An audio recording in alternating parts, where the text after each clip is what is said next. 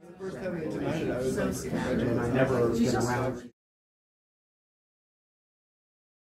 So it was all resolved, but it was just really fun.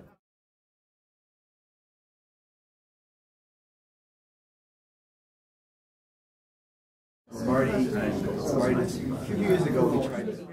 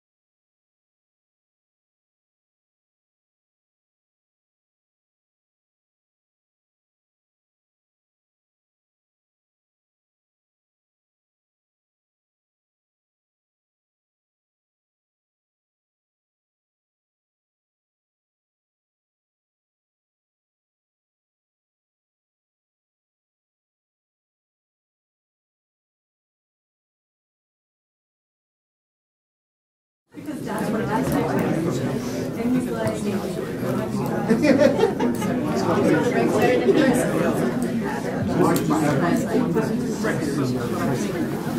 Yeah. Well, I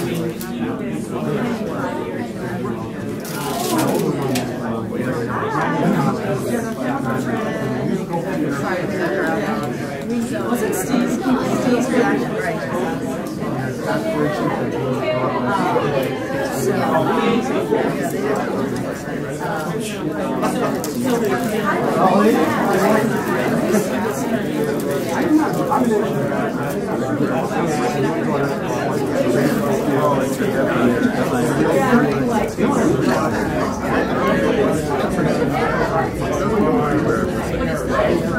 Okay, I think we're going to get started. How's the audio back there? Good? Too good? Too good. Sorry. West. That was precious. Did you say thin crowd? A lot. They were at least. Mike, how many people are online at the moment? 16. Imagine 16 more people here, which would fill up, a good number of those chairs. So we know where they are, or we know they're online. So we are broadcasting, and it does seem to be working. So cross our fingers. Okay, thank you all for coming to another exciting round of Wayside Cleanup Advisory Committee meeting. Program updates. Probably the biggest thing is the governor's budget came out earlier this week, like yesterday, and the good news is DEP is slightly more than level funded. I think the budget has a 2.2% recommended increase in the budget, so it's not a huge amount, but it's certainly in the right direction. And there's still provisions for DEP taking up the NIPDES program and some additional drinking water work, building on what we've been doing in the past with the lead and copper rule in schools. So it's in the right direction. It's still too early to say kind of what it will be when it's finalized sometime around the end of June. But we'll all keep an eye on that as we go ahead. The federal budget, EPA is back at their desks. We'll see how that goes. As it affects DEP, we do have a lot of grants, a lot of funding that comes from EPA, so we do keep an eye on that. But in these kind of interim potential shutdowns, what we're keeping an eye on is less the money part of that, because a lot of our grants are already in-house, and we already have it. So it's not like when it shuts down, our flow of money to DEP from EPA stops. So what we're concerned about, of course, is should actual work stop and EPA staff not be at their desks, that we have to make sure to coordinate that any important work that happens continues to get done. And it does have the potential, should it happen again, of slowing work at sites, kind of changing the way that we respond. But between working with the EPA and other federal responders, I think we worked that out pretty well. So knock on wood, cross your fingers. So far, so good. Any questions about budget or any of those kind of program updates and things like that? No? All right. Liz, was there anything else I was going to update about? We're going to cover TCE and PFAS sites. Oh, I thought that was later. Well, oh, okay. Unless we can come back to you later if you prefer. Yeah, that I'd seen that later, and yeah, why don't we do that a little bit Okay. later? All right. So and jump in on the NRD. Yep. I'll just.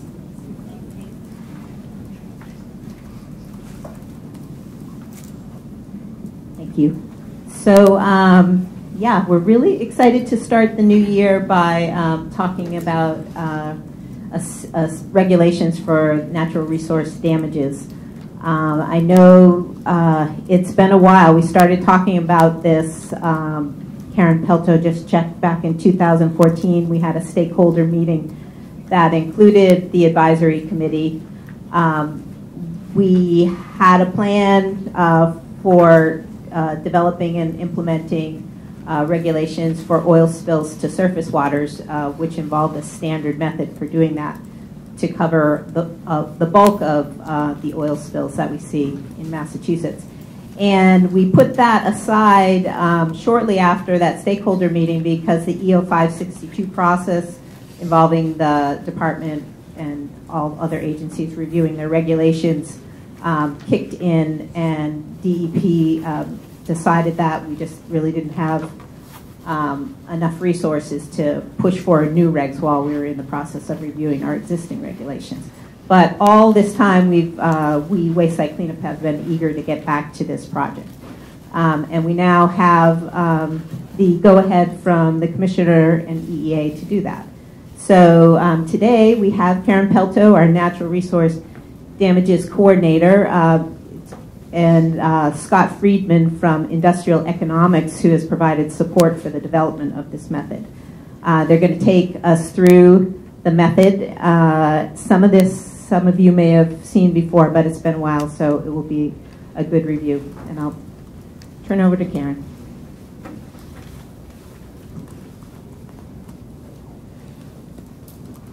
Thanks, Liz, and thanks to everyone who's able to join us today, online and in person. Do I need to bring up a separate presentation list? Oh, gee, sorry.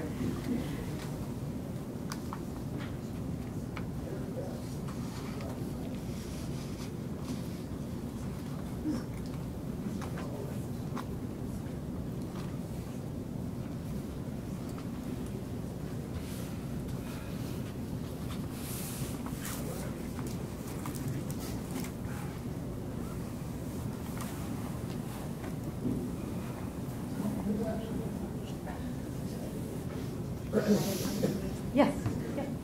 Great.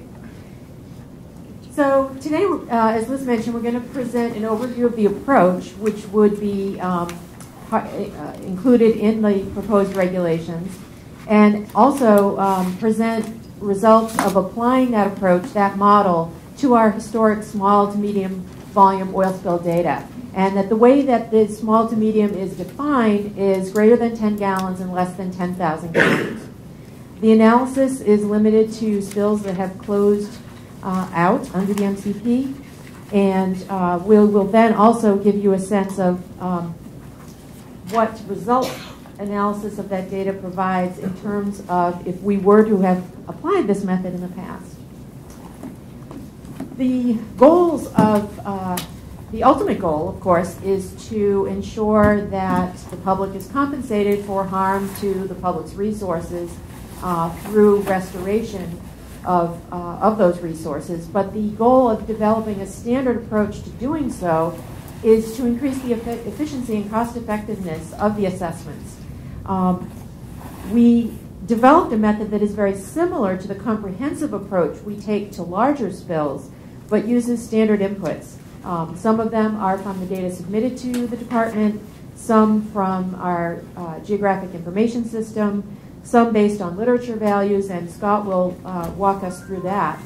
But in doing so, in using those standard inputs, we're able to cost effectively assess injury and determine monetary damages at these sites, and ultimately be able to expedite implementing restoration.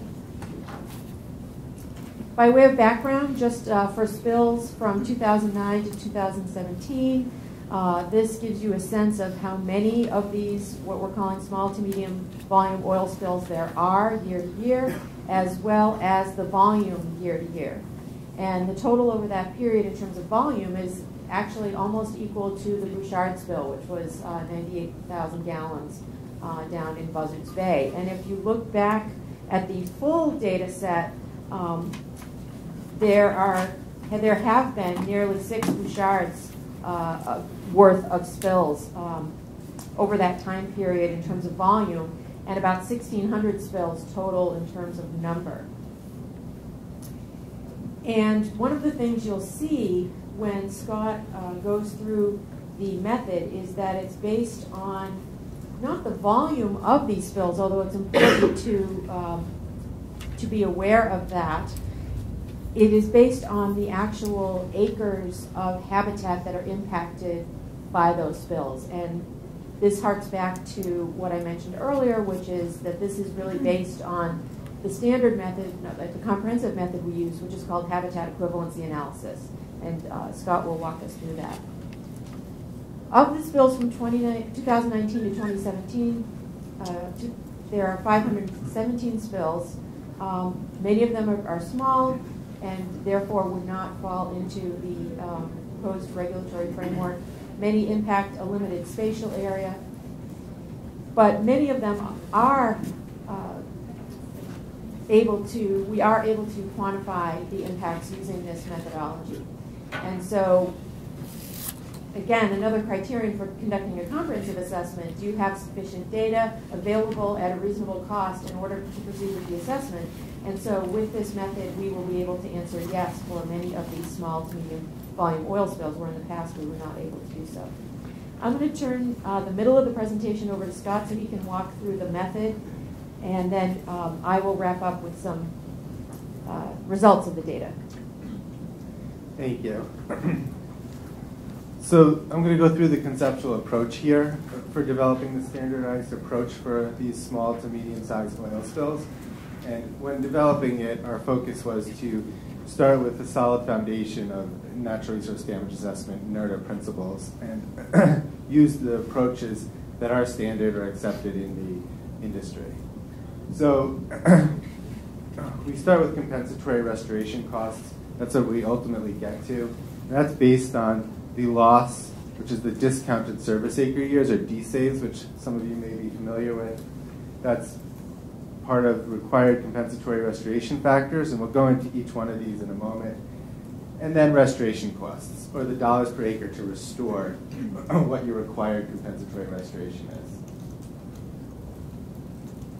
So going into a little bit more detail, this just expands that conceptual model I was showing you. And I'll go through each one of these in detail too. Again, we've got the loss, required compensatory restoration, and the costs here. And each one of those have a handful of components. Starting with the loss, we look at the impacted area. And that is can be acres, it can be square feet, whatever the units are. And it's based on what's reported via the BWSC forms. And if they do not report acres, we use the volume released as a proxy for the acres. But most of the spills do report acres, and on the form there is a specific location or field for the impacted area. The loss, or the percent service loss for an natural resource damage assessment, talks about how much of an impact happened within that 1 acre, or within that quarter of an acre. And that's based on three things. It's acute toxicity of the chemical, or in this case the oil release, the mechanical injury, the smothering, which cannot be separated from the toxic effects, and the persistence in the environment, how long it stays in the environment. So for example, some oils, petroleum-based oils, will evaporate very quickly, whereas others will not. Can I ask a super quick question? Sure. But doesn't the thickness of the, like if it's a separate phase hydrocarbons, isn't the thickness of the separate phase also a factor? So it's not just how big an area, because if it's really thin, it's obviously going to have a shorter impact and faster biodegradation. So. Yep, and that's, I think, incorporated into the persistence factor. Okay. And so these acute toxicity, mechanical injury, and persistence factors are taken from literature sources. And we've grouped the oils, or the literature has grouped the the sources into different categories. And so, for example, jet fuel, which might evaporate very quickly, has a 25% service loss, whereas heavy oils impacting the marsh might have 100% service loss for that time period. And this is the source for this is French McKay et al. 2009. Moving on to baseline. So baseline is what the conditions would be absent the release or absent the oil spill. And we've looked at this in a couple different ways, or we've looked at quantifying baseline in a couple of different ways, and come up with looking at whether it's an urbanized setting or not. On a waterway, whether there's erosion or channelization, and the presence or absence of invasive species.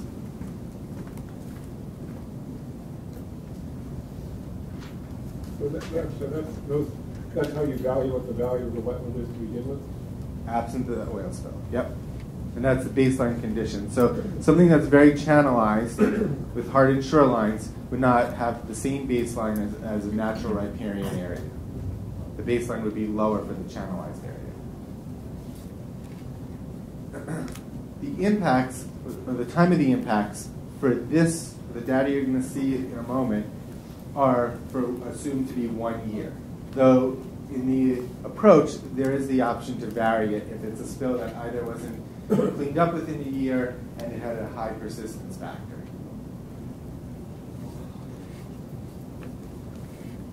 So moving on to the required compensatory restoration. We start with our loss and we move to a habitat conversion factor. And this is the differences in habitats and the services they provide. And it's based on primary productivity. So you might have an oil spill to open water in the middle of a bay or in the middle of a river, but you're not going to go out and do a restoration project in the middle of the bay or in the middle of the river. Most restoration projects are related to wetlands creation, improvements for conservation, or riparian area conservation or improvements. And so what we do is we look at the primary productivity of an open mud flat based on Peterson et al. 2007, and compare that to wetlands areas, for example. And that's a 3-to-1 ratio. So the primary productivity, the production of plants, basically, in a wetland is 3 times as much in an open mud flat.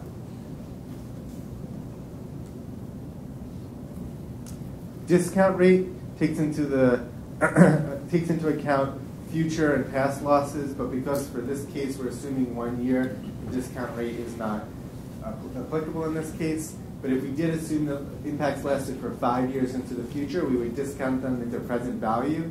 And that's the same as the time value of money. If we gave you $10 today, or if I said I'd give you $10 in 5 years, those are 2 different amounts, really, in the present value sense. Equivalency ratios for restoration. When we go out and do a wetland creation project, there's a substantial amount of literature out there documenting that we're not as good at creating wetlands as nature is itself. And so we need to go out and actually do a little bit more to fully compensate for the loss of a wetland. And so for wetlands, it's a 3-to-1 ratio, and for eelgrass habitats, we have a 4-to-1 ratio. And those are the 2 types of restoration projects that we're considering here. So, can you explain what the ratios are? Yes. So, if you're going out and you're building a wetland from scratch, humans are building it from scratch, its function eventually will not reach 100% of a natural wetland. It will reach somewhere around a third of a natural wetland. That's real? Why are we doing this then? Why would we destroy wetlands if this is counted up? Well, because, I'm sorry? Assassin. Because it's compensatory for the damages here. Can you speak up a little bit? It's compensatory for the damages, and that's why we would go out and restore it. But the idea of a restoration equivalency ratio is not specific to this approach or specific to NERDA. It's used in a number of different mitigation and restoration contexts. So again, in the 3-to-1 part, is that reflecting that you need to do 3 times as much as you would otherwise need to do? If you were creating a wetland, if you were creating wetlands from scratch. So I guess I'm trying to wrap my head around that, because it seems that you're actually trying to design it in terms of function, and you're getting to handpick what species and come up with things that have a high probability of success. Is it really that high differential?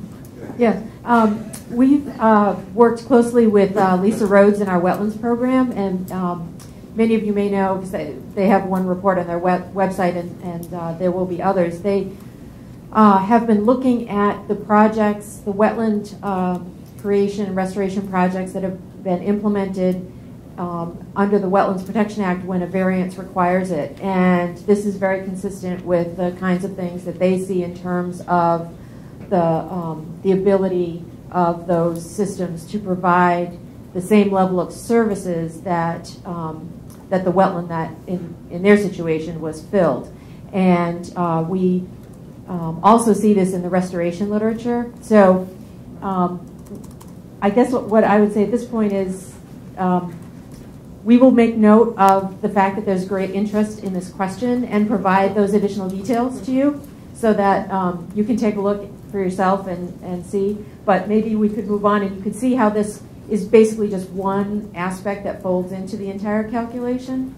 And of course, as trustees, our ultimate goal is to prevent the oil spills in the first place so that we don't have to, unfortunately, compensate them for less,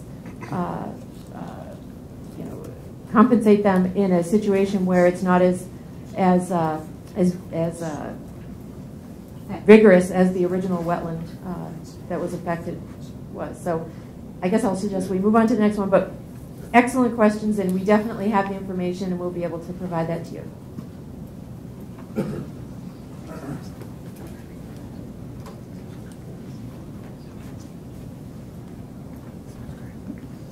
So after we've gone through our loss and our compensatory restoration, we then look at what are the costs to get to the compensatory restoration. And so, yeah, we were actually why did I go back to sit down? Anyway, so yes, so as we move into this next part of the presentation, when we look at the cost, what you ultimately end up with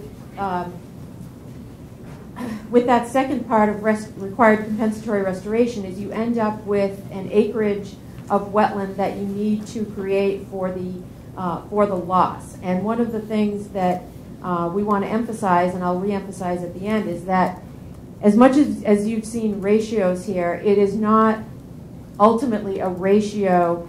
It's not 1-to-1 or 2-to-1 or 3-to-1. For example, if you have a spill that affects an acre, it's not that you have to replace an acre or 2 acres or 3 acres. When you work through the entire model, you end up with an acreage amount to restore that is actually different than that, and it depends on a lot of factors that I'll go into in the next slide. So I just want to nip that in the bud in case you're thinking along those lines that 1 acre of impact equals 3 acres of restoration.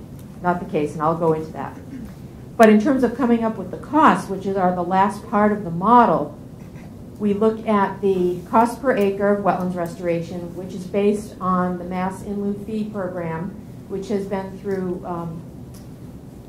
which is managed by our Department of Fish and Game under the Army Corps, and has been through public comment, and that figure is based on actual projects in Massachusetts that have been implemented. So we do have a good handle on what it costs to get that work done. We also have, consistent with approaches in other states, a special natural resources factor. So for example, if there's a spill to an outstanding resource water, there would be a premium to undertaking restoration in that area. There's a program management and administration cost, so that we're able to actually implement the program, not only in terms of applying the model and pursuing the cases, but also in terms of managing the restoration. Typically, we're working with municipalities, we're working with nonprofit groups to actually implement the restoration, and we need to provide the oversight to ensure, as one of our questioners asked earlier, that we're getting as close to those functions and values as we can. We need to provide that oversight. There's also a factor to adjust for inflation. When we spoke to other states who have implemented similar approaches and asked them for their lessons learned, they said they wish they had included this. So we have done so. I wanted to just give you all a sense of when we applied this model and ran it for the years 2009 to 2017, we used some standard assumptions. Scott mentioned earlier we assumed a year of injury to the resource. We also made some assumptions regarding baseline and some other conditions.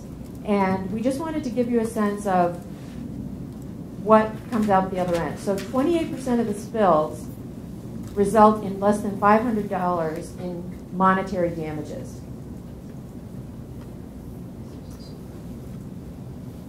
31% of the spills result in less than $1,000 in monetary damages. And 67% of the spills result in less than $5,000 in damages.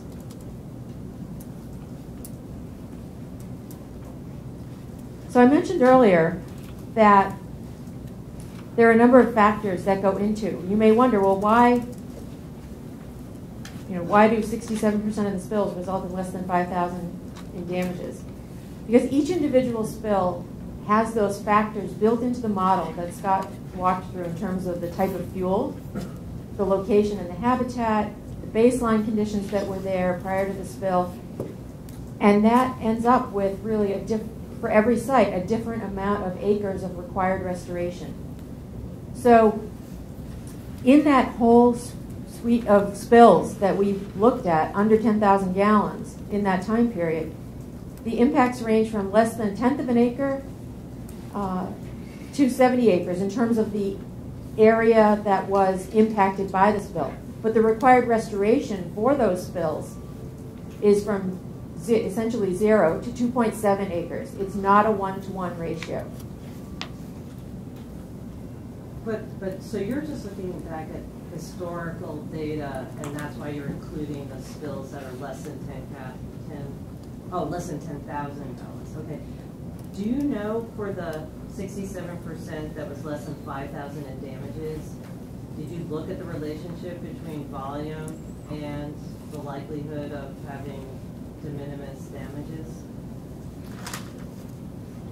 Could you repeat the question? Right. The question is, for spills less than 10,000 gallons, when we look at the 67% of spills resulting in less than $5,000 in damages, did we look at the volume and the relationship between that volume and de minimis injury impacts? And so for these, Scott, they would have affected more than 0.01 acres. Right, and so you could you have to do this for the folks online, yes. Yeah, so the spills that are de minimis, there could be a number of different situations that results in the de minimis conclusion, and that could be a large volume, but you're out there quickly and you contain it to a very small area, right? Or it could be a small volume, but it might have spread out more. So it's less than 10 gallons or less than the Right, acreage. no, I understand what you're saying. I'm just saying, did you look at the correlation though, just to see if there were overall patterns like that would be informative, I think, to you as well in terms of where to focus resources. So did you look at, plot out like a linear regression just to see what's the relationship between volume and cost and impact? I just think that would be a useful thing to look at. No, we did not. And the reason for not going into the volume and impacts is because the INERTA approach is not about the amount of volume released into the water. That would be punitive in damages and not compensatory. So it's about what was impacted. So a small spill of a certain fuel type could have a large impact. Right, no, I understand all that, but that there's going to be variability based on, what kind of habitat, what kind of fuel. I'm just curious to see if there's an overall pattern. No, we did not. I think what Lisa's getting at is that if there's a really close relationship, then you can maybe maybe make it 100 gallons, so less than 10. I don't know. Is it possible to get the data so that Lisa can do this? She's good at regression. Statistics, it always Seriously, is it possible to get the raw data for this? Yeah, I don't think it'd be that hard. Oh, it wouldn't be. Oh, so the question, yeah. Oh, I'm sorry, Liz. I thought you wanted to add to that. No, sorry. Or the data public, I guess. Yeah, well, all our data is public. Right, so Yeah. you can get it. Can you put the conclusion slide back up? So Karen, so again, to the point that it's damages, right? Impact to the environment. So I'm just guessing, the 70-acre impact resulted in 2.7 acres of restoration. Mm-hmm. And what happened to the other 67 acres? Right. Again, I'm just trying to, Yep. if the goal is to restore the damage, and you say 70 acres of damage, and then you say 2.7 acres was restored, it doesn't seem to match up. I'm sorry. Right. Well, I'll start, and then I'll ask Scott to chime in. I knew that this type of question would come up. Basically, when we're looking at balancing the injury with restoration, what we're looking at is, say, for example, an injury of a certain size over a certain time. So 70 acres over a year. And so that's a pretty short time frame. Yes, it's a large area, but it's a short time frame. When you're looking at balancing that with the benefits of a restoration, that restoration is going to provide benefits into the future because you're creating something that is going to have certain level of ecological services, and it's going to continue to provide that into the future. So when you look at if you bring that whole value of from now into the future into today, that's where you get the 2.7 acres. Am I? That's the So big basically driver you're in it. saying that the restoration lasts for maybe 20 years compared 20 to or 30 1 years, year, exactly. Right. 30 years. And in this case, we're looking at the restoration basically in perpetuity.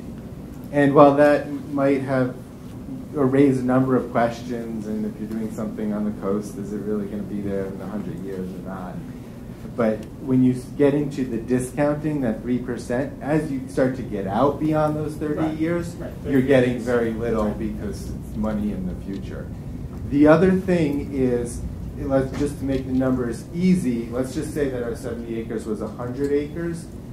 Our loss could be 25%, it could be 50%, or it could be 75%. And so you multiply the impacted acres times your loss. So it's 100 acres to start with. If it's a 50% loss, it's 50 acres over that 1 year. And it could be that 70 acres loss, the big loss that you were referring to, had a low service loss. Well, and the other part I was wondering about is, are you also figuring that, 70 acres was impacted, but, 67 of the acres are going to restore themselves within a year, and, it's just biodegradation. I mean, the impact won't last more. That's part of the persistence factor, but in this case, in the histograms you saw, all of the spills were assumed to last only 1 year. In terms of their effects. Okay. The restoration is multiple years. Sure. I don't know if this is for me. I just want to clarify something, because I'm a conservation commissioner too, so we've kind of come up against this with NRD. But just because it says that there was a 70-acre spill and 2.7 acres required restoration doesn't mean 2.7 acres will be restored. Okay, this is just calculating the amount of money that's going to be available for natural resource damages. That amount of money may go to a different project altogether, hopefully in the same resource area, but not necessarily to restore the wetland in that one location. that's the goal, but that's not the way NRD works, and I didn't understand that myself. So I just want to make that clear. Yeah, actually, I want to add to that. Yeah, because earlier when we were talking about converting open water to wetlands and using a conversion factor, basically what we're trying to get at with a standard method is a standard currency. And so we want to understand acres of, everything converted to acres of wetland that have been affected by the spill.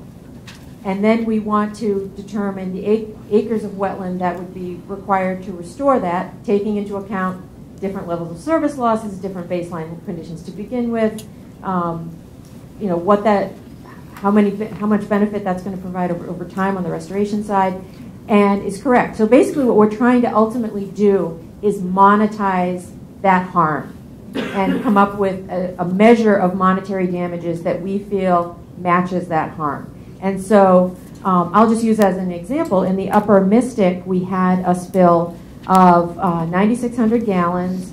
We knew the area that the spill covered of the upper Mystic River, and we were able, therefore, to apply this method. The ultimate monetary damages for that particular spill were $55,100. We have funded 2 projects, one in the city of Medford, one in the town of Arlington, that are working on both native species, riverine species, as well as water quality improvements, one looking at stormwater, one looking at other types of improvements. So ultimately, the projects aren't necessarily creating a wetland, although we needed some way to monetize that harm. Those projects will provide benefits into the future. They ultimately will improve the water quality of that reach of the river. They will improve the habitat quality of that reach of the river. And so that's ultimately the goal, is to be able to implement that restoration. We hope to be able to, for smaller, you saw that certainly most of the monetary damages are much less than what happened in the Upper Mystic. We would look to pool those funds for restoration, and perhaps we're thinking by watershed or sub-watershed, and then go in and actually work with municipalities and local nonprofits to implement those projects. Oh, yes? I have an administrative question, which is more than 50% of these spills are being monitorized at less than $1,000. I have the concern of what is the administrative level of effort that needs to be put into capture these small dollar amounts. And 25% of these are $500. I certainly appreciate your example of, $55,000 or covering $25,000. The associated effort I can understand, but I am concerned about the level of effort that's associated with capturing very small dollars. Is that an appropriate prioritization? Sure. That's an excellent question, and that's a large reason we actually developed a standard approach, and that's why we haven't pursued smaller cases in the past. So I would say on the assessment side, because this model is built in Excel and relies on information that is either submitted by the LSP or is readily obtainable, it's very easy to run the model. I ran the model for the Mystic in, I don't know, less than an hour of time. Oh. Yeah. So that piece is very efficient. In terms of the restoration, that's why we also mentioned pooling, so that we wouldn't necessarily have to go out and have a $500 contract for a project, but pool by sub-watershed or watershed, so that we're managing a small number of larger projects that could actually take less time and less of our oversight to implement. So that's certainly something that has actually prompted us to take this approach, but in terms of how we implement it, that's certainly been on our mind, is how can we do this in a way, because even if you conduct a comprehensive NRD assessment, you're supposed to look at exactly that. Is the state going to expend more effort settling the case than recovering. And we don't want to do that on a large spill, and we certainly don't want to build that into something where we're dealing with small spills. So it's a very appropriate question, and one that's been part of our planning. So okay, there's someone else who hasn't asked yet. Do you mind? And then I'll go back to Could you explain how the program would work? Is it something that the LSP would calculate from a table, or is it something that the state would calculate from the information submitted? The way that the question is how this would work in terms of the calculation, whether the LSP would have a lookup table or whether the state would calculate. Because we have developed this spreadsheet, it's our expectation at this point that we would run the calculations based on the information submitted. In terms of the process for presenting a claim, there will be an opportunity for the LSP or the responsible party, if they feel that the information we've used is, if some of the information we've used based on their submittals needs to be corrected in any way based on new information they have, or perhaps something on the form perhaps was submitted incorrectly in the first place. So there will be an opportunity for that type of communication back to the department, but it's envisioned that we would run the calculations with the information submitted. So, thanks. Sorry. So two quick questions, because I was going to. I'm not used to doing the question and answer part. I guess I'll ask the straightforward one first. So how would that work? So if you had, let's say you did a calculation, it was $500, do you just bill the responsible party, and then where's that money go? I mean, does it go? Yeah, I do have a system. Yeah, no, I know you do. So for that question, there is a process where it would be in the regulations that would be similar to what you just described in terms of presenting a claim, which is typically what we would do for any case.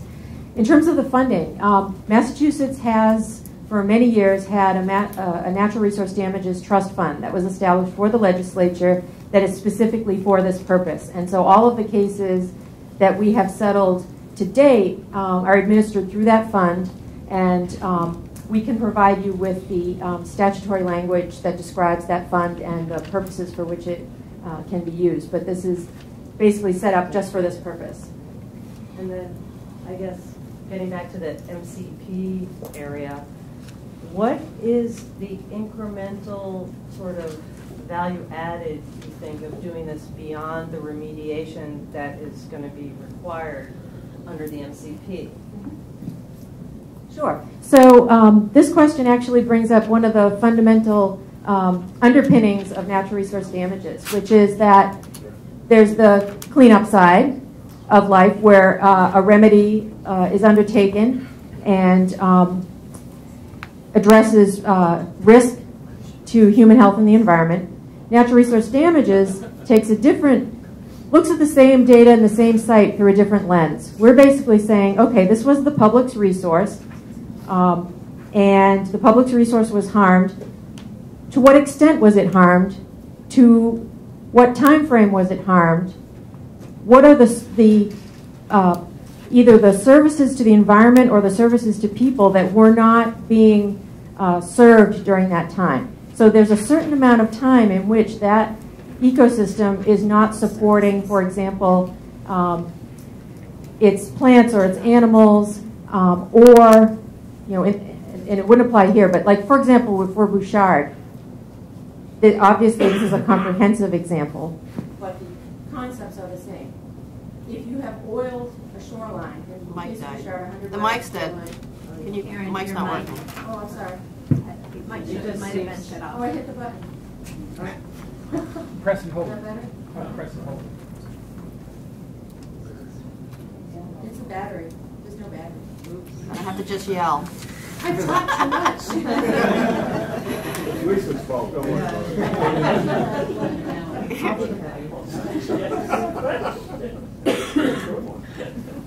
Hold that back. Right. I mean, just to be honest, a lot of these, especially smaller spills, they're cleaned up in a year. So I'm just grappling with the loss of services. Well, you lost a year of services. Exactly. Or less. I mean, I'm just. Or maybe less, but that's what they're calculating. So this could be an incentive to clean up faster. No, to prevent it is really the incentive. But also contain it to a smaller area, right? Right, and it's also the interim. It's often referred to as the interim loss. So from the time of the spill to the time it reaches baseline, which may or may not be the time it is cleaned up. So you may clean up all of the oil. You may have to cut out some plants and do some excavation, and there may be plants, landscaper putting plants back in there, but the critters and the biota do not come back on day 90 when all of that is done and the site is closed out. The critters may recover the next spring or the next year when the season rolls over. So it could be looking essentially retrospectively like there was this period of time where services, as you said, were lost. And so even though it might be cleaned up now and in some cases restored and functioning effectively, you're looking retrospectively to pay for that. From when the spill happened. Well, first, I think you would wait. Patiently. Yes, very sorry, Larry. Just a couple of administrative questions following up on Lisa's question. I guess the first one is timing, because finding out 2 years after you've done a cleanup that there's more to pay can be a problem in Edgeville particularly. How quickly do you assume are you planning to have these things out, these bills out? And the corollary question, the corollary to one of Lisa's questions is, when you send the bill, is there an official time for getting comments back? You just send the bill and assume that will be paid? On the second, you'll see in the proposed regulations that there is a time frame for response to the department back once a claim is issued. And with respect to your first question, it is our goal to get the claims out as soon as possible, but certainly shortly after, I would say the longest period of time is perhaps a year and just beyond a year that a claim would come out. It certainly won't be multiple years.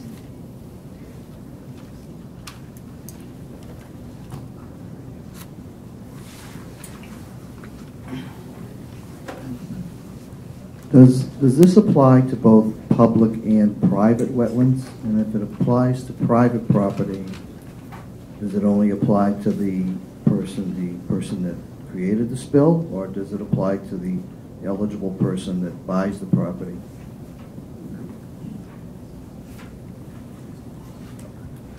So I was going to answer that one way, but I wonder, Liz, if I should let you handle that one. Because I think he's getting into MCP type questions. The answer to the eligible person part, it only applies to... It doesn't apply to eligible person. It applies to causally responsible parties. Right. Is that correct?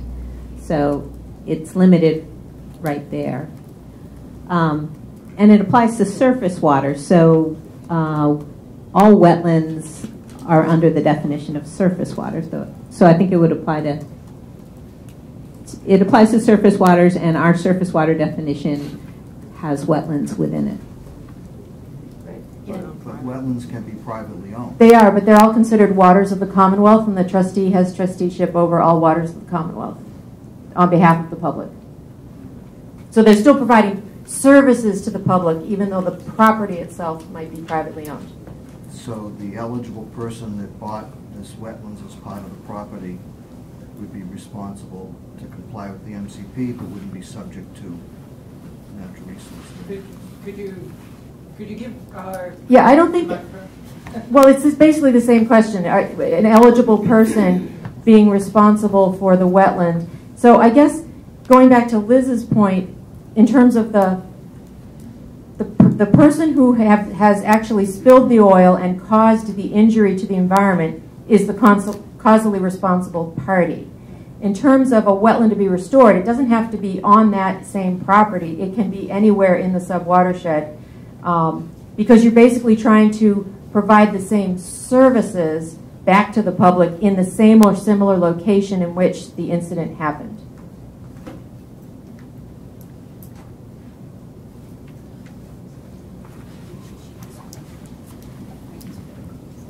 Hi, first of all, is that coming out? Yeah, if you hold it closer.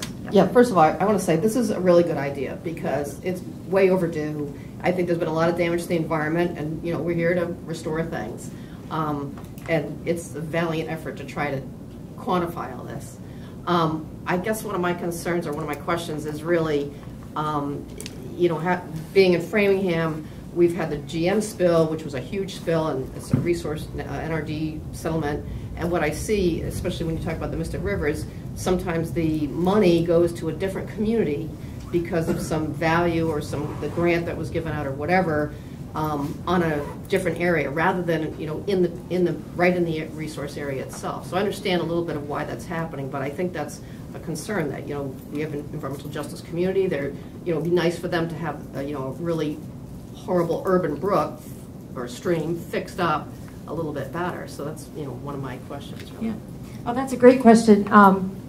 I guess I want to point to a couple of examples, because we definitely see, in terms of environmental justice communities, this, I mentioned pooling funds, pooling smaller settlements into a larger settlement and working on a sub-watershed basis.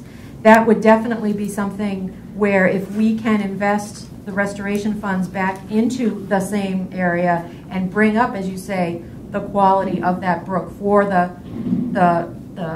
animals that live there, the people that live there. I would say specifically to that area in Framingham, we did have a bankruptcy settlement with GM under the Natural Resource Damages Program, and we have a contract with the town, now city of Framingham, to implement some habitat restoration once Mary Dunn Park cleanup is completed. So we very much are committed to doing, as I mentioned, the restoration in the same or similar location. So it could be, for example, that sub-watershed in that particular town, as long as it's restoring the same type of habitat that was injured. And in the case of the Mystic, the spill definitely affected both Medford and Arlington, and we have projects in both communities along that river. So that was definitely something that, and we specifically limited the grant opportunity to projects that would benefit that area.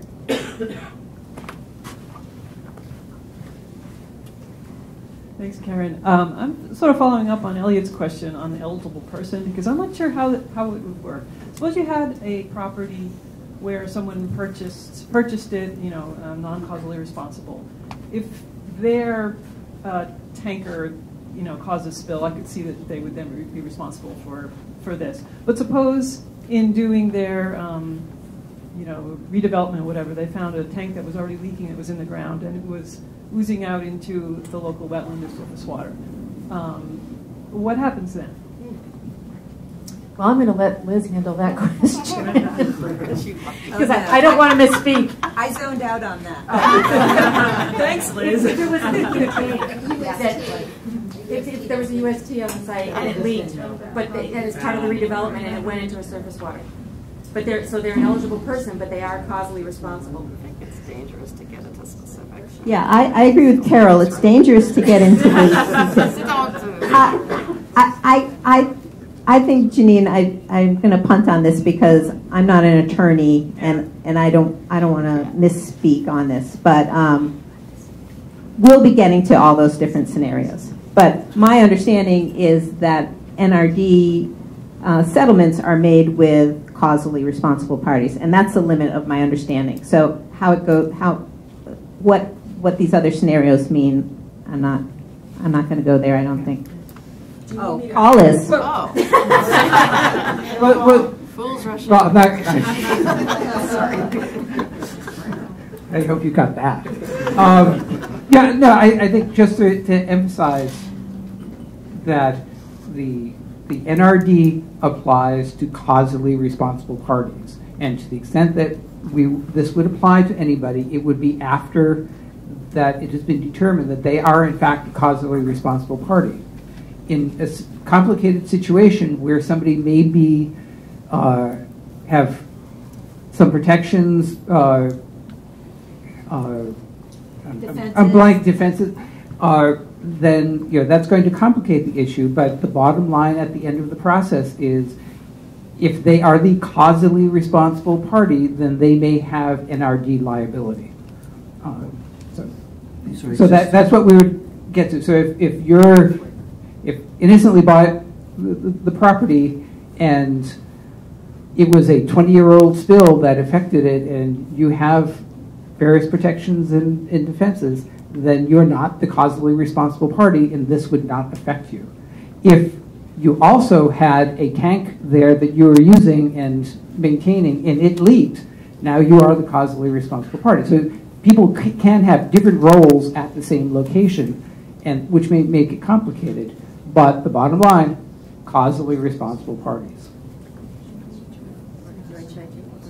Are these existing rules?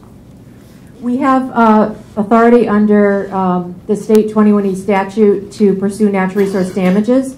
We have not specified the methods in a regulatory format, which we are, that's what this is intended to do, but we already pursue cases. We pursued the Mystic case. We have pursued other cases. We also operate under federal laws. CERCLA provides for natural resource damages, and the Department of Interior has regulations governing how they're assessed and how the restoration is conducted. So we operate under both jurisdictions. That's fine. No, it's fine. The way that I look at it is it's under existing rules in that it is under existing law. There's state law and federal law that create a liability for the causally responsible parties. So whatever we do here, whatever we say, the causally responsible parties already have NRD liability. It's out there. If you are a causally responsible party, or you represent somebody who is one, and there has been a release into the waters of the Commonwealth, then there is an existing liability. So the question, one way you can look at the question is, if I were that causally responsible party, is how can I settle my liability and get a clean start? Right now, the only way to settle that liability is through a case-specific settlement, which takes a lot of time and a lot of money, and it ends up, because we focus on the larger ones, it ends up that there are a lot of parties out there that have ongoing, continuing liability that has not been settled. What we would like to do is, one way of looking at this, is create a nice, simple process so that for small releases, small cases, relatively simple cases, that liability can be settled very quickly and easily. Just one more follow-up. You're talking about using MCP data to do your assessment. So is there going to be something in the MCP provisions that ties in natural resources damages? Is there going to be a new checkbox on one of the forms that says, did you impact the wetlands, and it's going to go to her office? How is it working? It's designed. Oh, the question was, is this going to lead to new MCP type requirements in order to generate the information to do this? And no, it's designed to use the information that people are already gathering when they have spills to surface waters.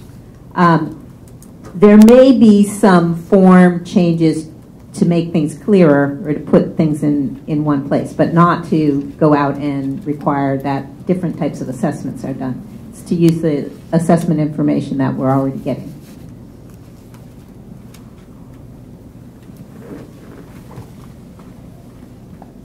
I think Eileen had a really good point, which is, as soon as you start talking money, people are going to want to look at why they're getting charged a certain amount of money, whether it's valid or not.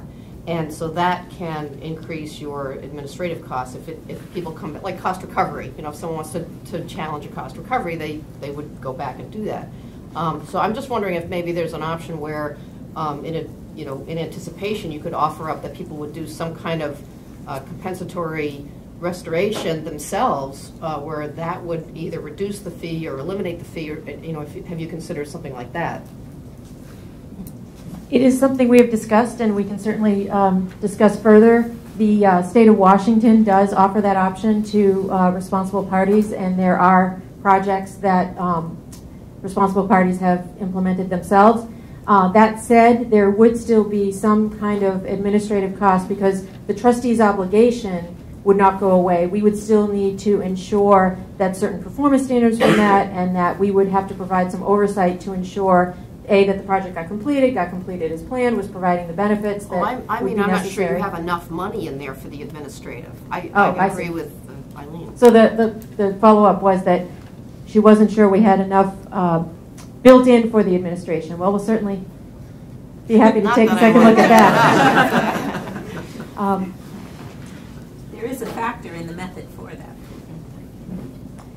So I'm going to quickly wrap up. I think it's terrific that there have been so many questions because it shows that there's a lot of, we've done a lot of analysis. We will continue to do analysis. It shows to me that there's a lot of interest / you know, I guess I'll leave it at interest and not say excitement. Some have excitement. And I think that's terrific. It's better than presenting something and everyone saying ho-hum. So I'm pleased with the level of questions, and it helps us proceed in a better way and proceed in a more thoughtful way. And so I just want to mention in that regard, this is really a kickoff. We are going to be reaching out to a broader array of stakeholders similar to what we did in 2014. And you'll all get notice of that as well if you would like to participate. We will also be coming back to this forum with looking at a method that we have used many times for groundwater cases, and we're evaluating and developing that component next, and we will have a presentation, and I'm sure just as lively, if not more lively, conversation about that. So that's just a stay tuned. But I want to thank you for your attention, your interest, your questions, and we will move on in the agenda. Oh, one last question. Will you be reaching out to the Massachusetts Association of Conservation Commissioners? Will you be reaching out to MACC? Sure. So the list of folks that we are planning to reach out to does include the Mass Association of Conservation Commissioners. It also includes some watershed associations, as well as industry trade groups and municipalities, some statewide environmental groups, because we want to basically try to reach as many types of stakeholder groups as we can. Is the LSPA on that list? Yes.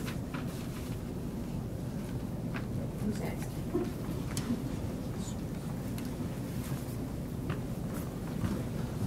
Doesn't like to speak.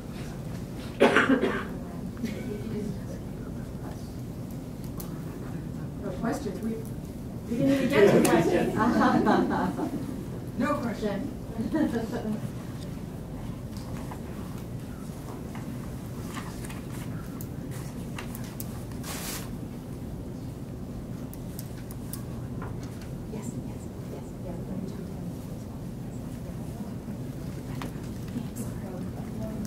Okay, so next up we're going to, I'm just going to give an update on the status of the MCP amendments work, and then then Brian Roden is going to talk about one topic in particular that came up internally when we were working on the amendments related to APAMS, and telemetry.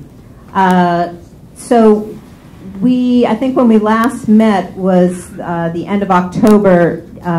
Wayside Cleanup and DEP staff were in the process of reviewing our internal draft of the amendments. We extended that process a little bit. There was a lot of a good level of review going on, and the staff wanted some additional time to do that. We've received all the comments back. We've had some additional discussions about some topics. Exposure point concentrations, I know that's one of interest to many of you. That's something that we've been talking about more internally. Our staff had comments on that as well. We're still working on redrafts of that section and others. We have a goal we've already briefed the Executive Office of Environmental Affairs, and they know that the public hearing draft is headed their way, but we have a goal of getting it out of the DEP building in February. That even is going to be a kind of a real push to do that because that involves our waste site cleanup finalizing the draft and getting it signed off by OGC in the Commissioner's office. But that's the schedule we're on right now, and then assuming we get a quick review from EEA, then we would be looking to get notices out for the public hearing draft in March. That would be the absolute earliest that you could expect to see it. And I know Matt asked me earlier, about potential effective dates. Once we get the public hearing draft out, there are going to be a couple of months given for people to comment and to hold hearings. So really, realistically, March, April, May, it's going to be a summer effective date at best. So let's aim for that. Let's get this thing over the goal line. The second part was, would there be some, sometimes you've done it a phase-in time where two things apply. Yeah. You can use either one. I think, well, we have done that for standard changes. So the question is, once we've gone. Say June 1st. Just okay. Once we've put the public hearing draft out, got the comments back, we've done our revisions, we have a final draft that we delivered to the Secretary of State, but there might be, we usually put a delayed effective date in there so that people are able to become familiar with the regs before they go into effect. But we also phase in some things. We will say these things can go into effect immediately, or once we put this up on our website, you can go ahead and start to use these changes. So we'll be having those discussions as well. We've done that for standard changes, reportable concentrations, and I think we did that for a couple of other provisions that were going away. We made them go away as soon as we could. So that will be something that we'll discuss in the implementation, and you can also provide comments on that. And so, Liz, I just want to make sure I understand. You're proposing to include potential modifications to the EPC approach as well as PFAS? PFAS standards and reportable concentrations, yeah. Still part of the package. Okay, Brian? Okay, so wanted to talk a little bit more about remote telemetry for active exposure pathway mitigation measures. Just recap, so when remote telemetry is required would be if your permanent solution, temporary solution, or ROS relies on the APM.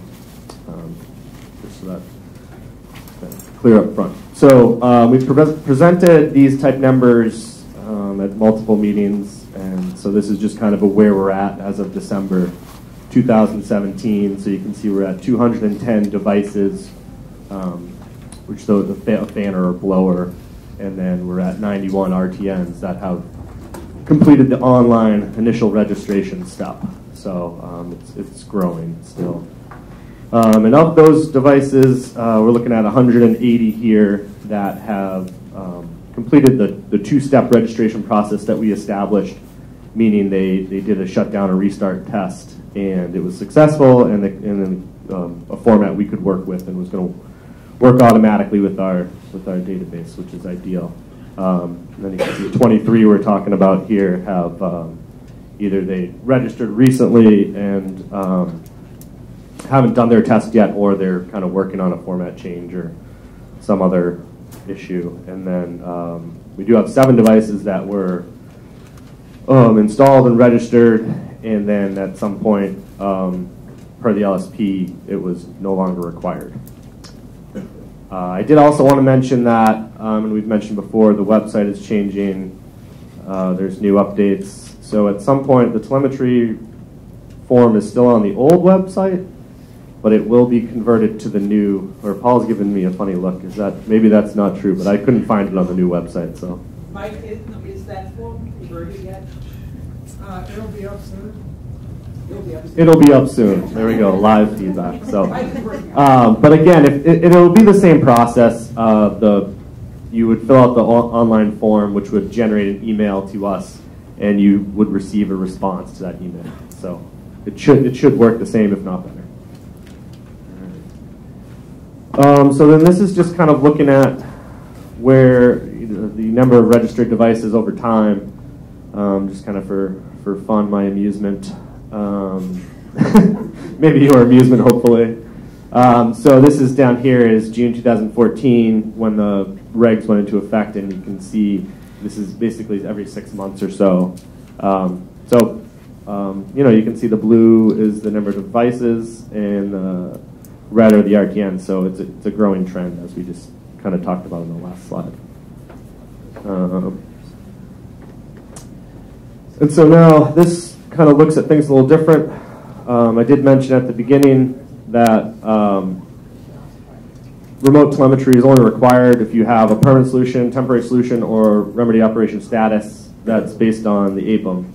And so this is the MCP status of those RTNs. So you can see over here, this is projects that are in the phase 2 through 5 status. So they did complete an online registration, and they are sending us notifications. It's not required. My guess is I'm assuming those projects are eventually gearing up to move to a permanent solution, temporary solution, or ROS, and they're just getting things in place prior to moving to that status, which I would encourage. That works out the problems prior to moving to that permanent temporary solution. This slide also shows things by region. You got your blue is the western region, yellow central, green is northeast, and the reddish brownish color is southeast. As you might guess, most of the sites are in the northeast region. That's kind of a common theme in general, but it seems more of them are in the northeast for telemetry sites. And then so we have 22 permanent solutions with conditions, and of those 22, 8 of those properties have sold after the permanent solution with conditions. I just wanted to point that out, that now we, the department, are sending letters to people to certify those that the APM is working and operating. And so we are sending letters to the new property owners. It can complicate things. These are people that didn't do the cleanup at the site. They just bought the building, the property, after the system is up and running. Typically there's no LSP involvement with that new owner. They may do a phase 1 or something like that, but they don't necessarily have knowledge of the system. So, right, they should. There is an AUL on the property. They should have done due diligence, but it just, I'm highlighting it because it's one level removed from the whole process. Yep. So you said you're starting to send out the certification letters. Yeah. And they are being sent to the property owner, not PRP. Correct. They're responsible for management. No, I understand that. So if you end up in a situation where you have property owners who don't respond and they're not the PRP, how are you going to handle that?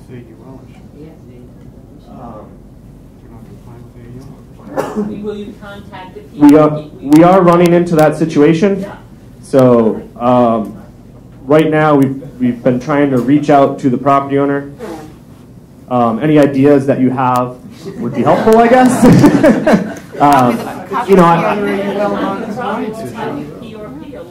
It's no different than any other AUL non-compliance issue. Yeah. And I think one... There are some times where there's a PRP that's taking responsibility if they don't own the property. It's more We've been important waiting than a for lot these of the ones. certification letters for several weeks. So I'm just suggesting if you send them to both, that might up. Liz is going to speak. Oh, okay. getting ready to leave. Yeah. And is my memory correct that the language in those letters notes that there may be other people taking responsibility for it? I forget what the language was. It says the property owner needs to certify. Right, because that's a rule, but that I think we had circulated the language previously. We'll do that again because we addressed a lot of this before, and right, and That's not true. But we didn't see the final language. I was trying to refresh my memory on the same thing Paul was talking about. But Brian, tell me if this is true. Yes, Brian. The letters that we send out have a place for it's either the property owner or the person who's going to be taking care of. There is language for somebody else who stepped forward and said we're going to be responsible for maintaining the system.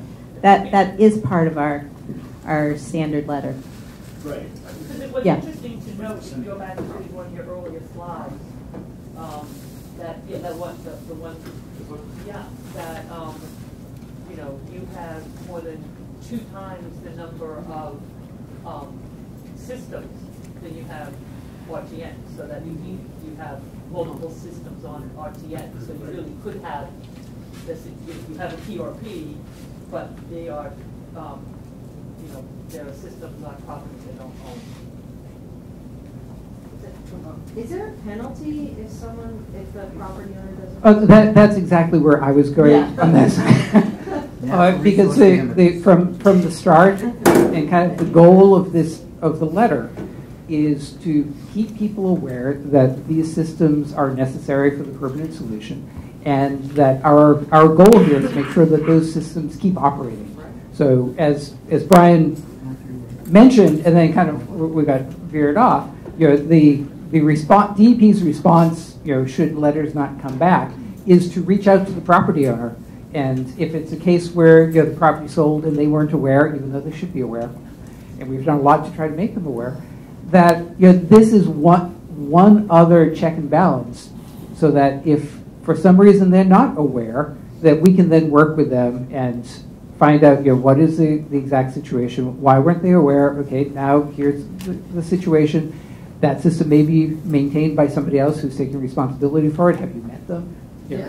Let's come together. It is, the goal is to make sure that these systems continue to operate, and that's what the department's direction is when we follow up on letters that don't come back. So it's basically being used as a flag for, there's somebody here who might not know about the system and how to maintain it and whether it is being maintained and why it should be on, and it's an educational effort as well. May I just ask if municipalities are also copied on these new letters, because that could be another way to incentivize somebody to respond? No, they're not. We could.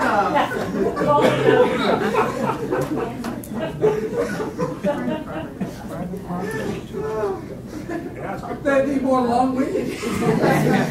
Well, we can definitely take that into consideration. Use the mic, please. Use the mic.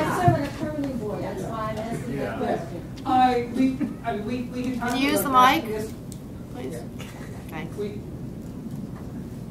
We can certainly talk with the Mass Municipal Association and people like that about whether they want to get these letters, but at some point, now we're up for a couple hundred. Well, we're only at No, that's okay. Sorry. We're only really at 22. We're only at 22. Okay, right now it's manageable. I'm not sure. We send a lot of things, or the municipalities get a lot of documents and letters and things from DEP, and we do hear mixed messages about how they respond to them, and we are we do want to be careful that we're not just flooding municipalities with letters that just get kind of filed away. So there are pros and cons to that. So we're still working out. So yes, we can talk, but that may be one aspect.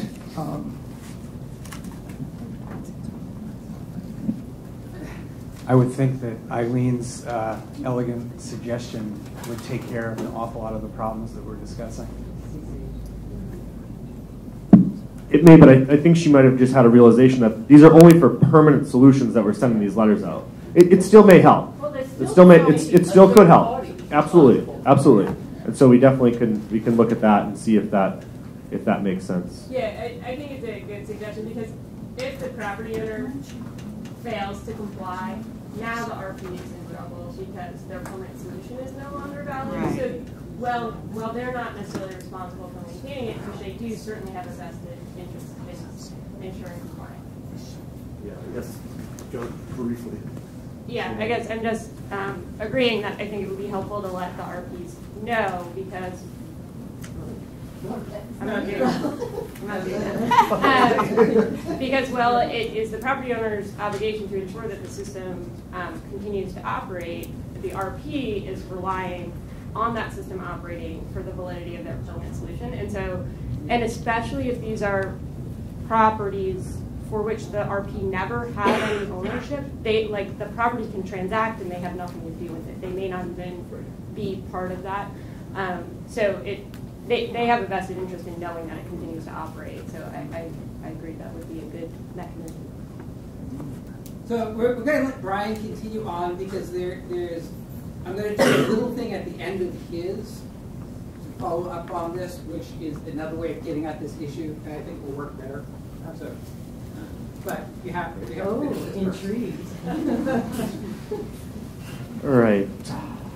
All right, so these next couple slides just look at the data in a little bit different way. So kind of curious of what the building use is that is being protected from the from vapor intrusion with the SSDS and having telemetry. So this column here, this is all your registered devices. So that any status, and then this column to the far right is permanent solutions. So I think it's not, most are commercial. I think that makes sense, but there are a good number of single-family residence and daycare, school, apartment condos. This mixed-use commercial residential, that's your classic commercial on the first floor, residential on the upper floor. So just for lack of another category, it was combined. And so this is by device.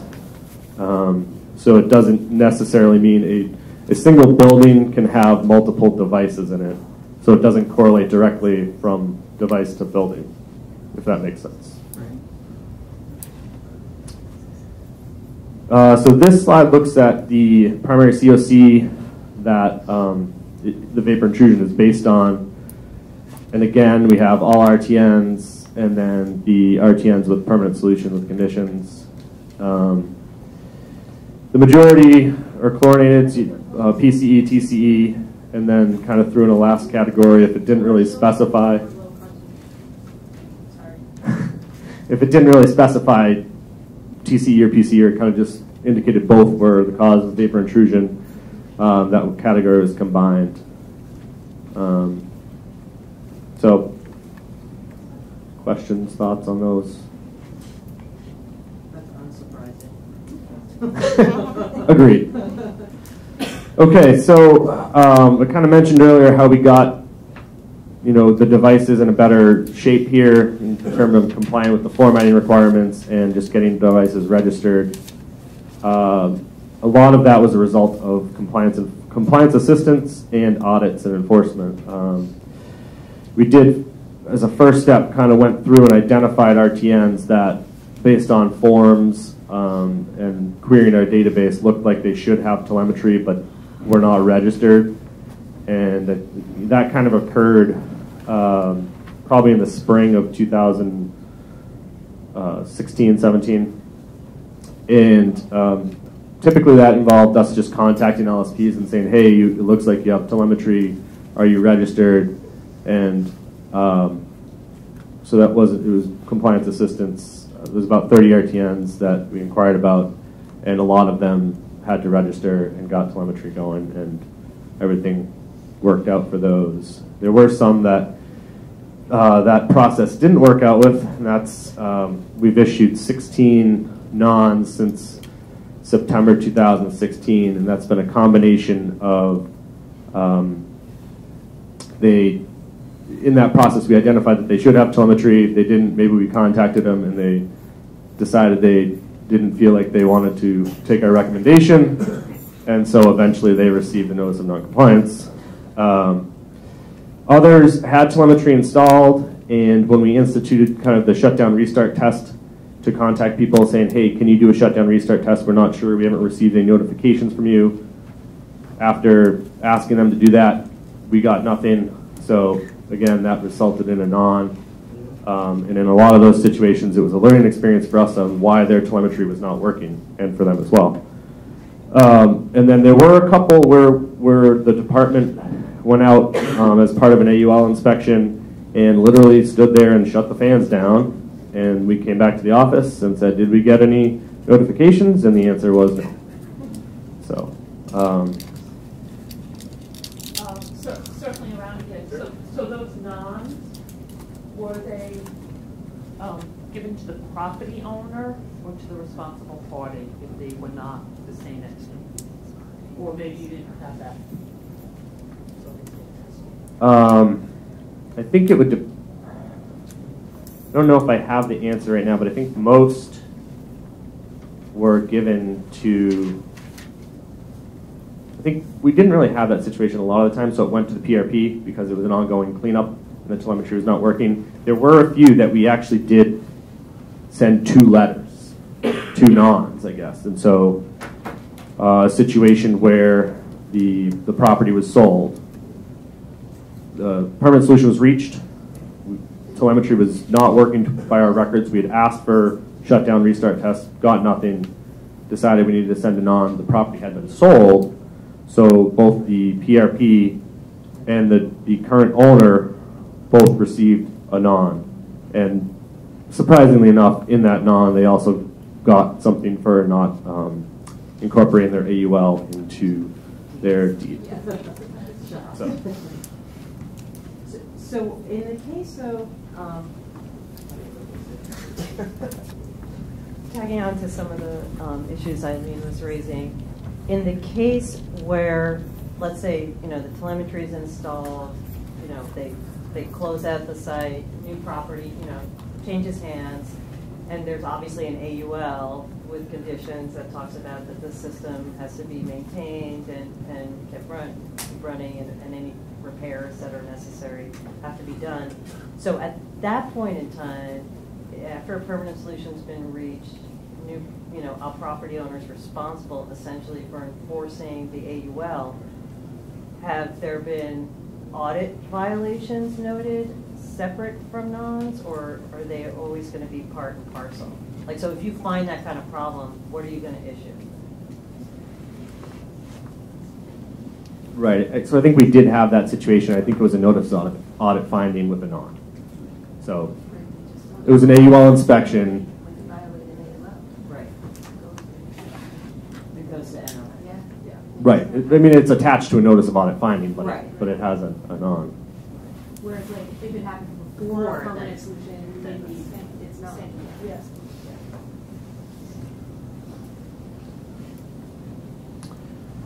All right, so based on all that discussion, we've come up with some additional internal discussions. We've come up with some challenges that we've identified, and I would love to hear challenges that you've heard or have experienced as well. So this top one, talking about we don't receive a notification when the telemetry service is stopped, whether that's a cellular-based telemetry service or internet-based. We had a situation where the property owner stopped paying the bill, and this maybe speaks to a situation you're talking about. The property owner was not the PRP conducting the cleanup. That property owner, for whatever reason, was actually paying the bill, I think it was a cell service bill, that the telemetry was based on. They stopped paying that bill because they didn't know what it was. The telemetry stopped working, and we didn't know. We did find out eventually because that's one of the ones we'd asked for a shutdown restart test, and they said, oh, we have it, we'll do it, and it didn't work. And that's was the result. So there's no, when the telemetry goes down, it's not like we receive a notification because the notifications come from the telemetry, which presents a problem for us. Yeah. We also were removed from a notification list, I guess was the result.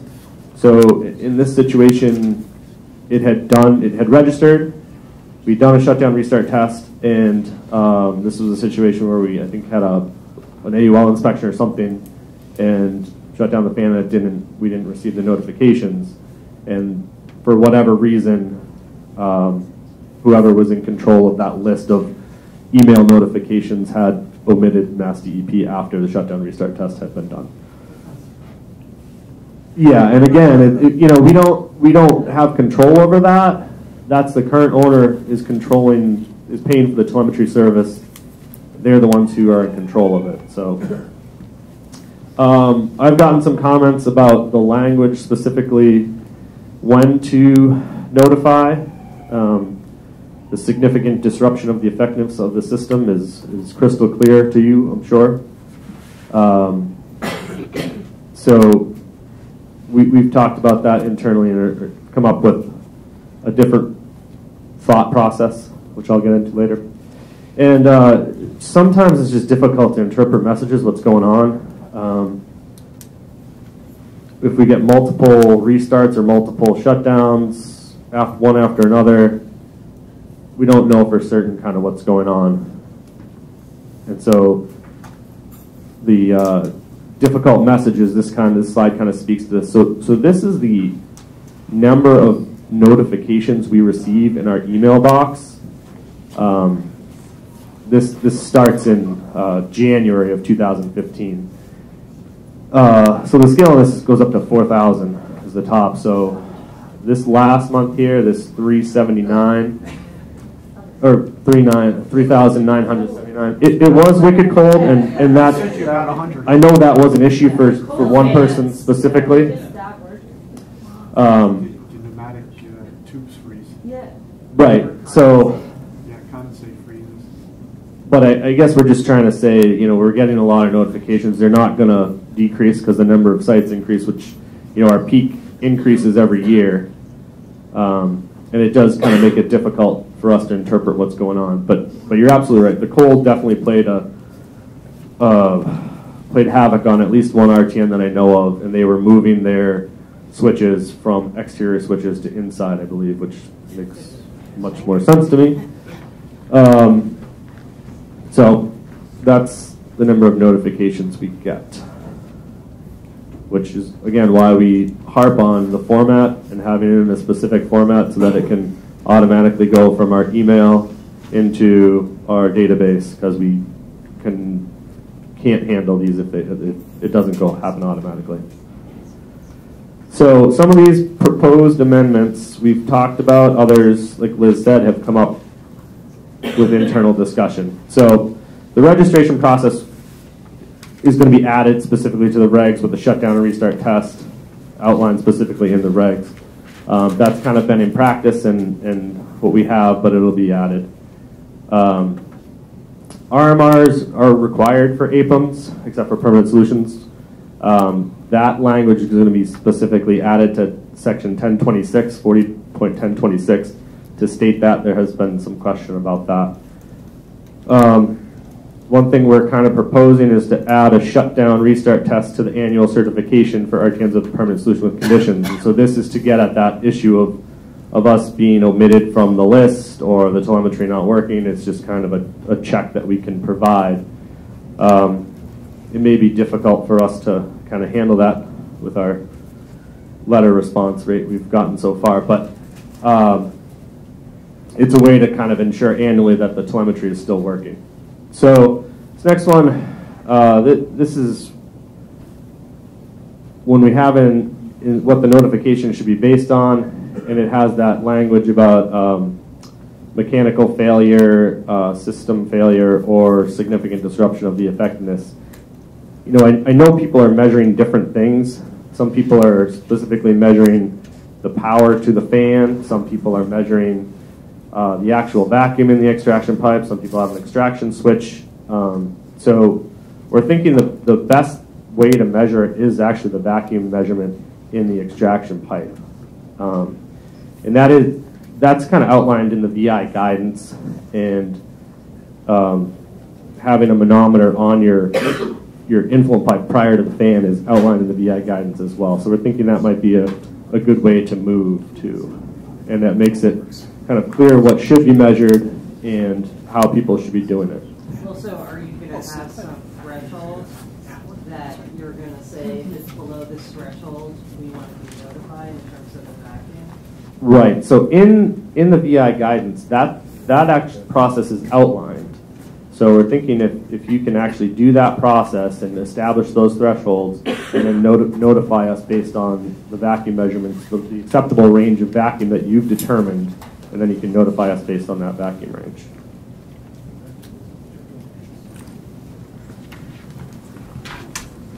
For older systems that were put in place before the guidance, or if there's site-specific information, to be able to refute that requirement, if you have data, especially in a CEP situation where you might decide to just assume there's a CEP and run the system versus studying it more. I need a little clarification on it. So just to give an out that don't prescribe that. I hope there's an out that you don't have to be a vacuum a certain vacuum, but you're talking about putting in a vacuum requirement measurement For that system. For that system, and I would say there'd be a ability to refute that requirement with site-specific information. No. Yeah, he's not saying it needs to be. So yeah, I guess if you're saying the system may not be required, the SSDS system. What you just said, I thought, was there will be some threshold of vacuum we'll be looking for, and I'm saying right. So you're the ability to refute that. Well, you're establishing it. Yeah. You're going to set that. The threshold is right. So you need to establish that this amount of vacuum is sufficient to establish the negative pressure field under my slab that's preventing vapor intrusion. And so you establish that and then notify based off of that.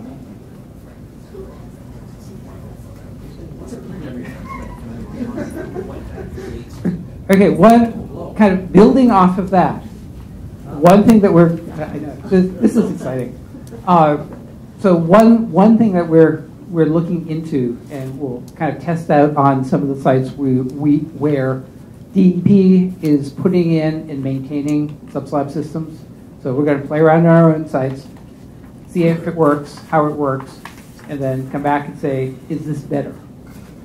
But all of this kind of back and forth and the multiple notifications and it all being confusing, I think one easy way to get at the heart of it and simplify it all is if we receive the vacuum readings, the pressure readings.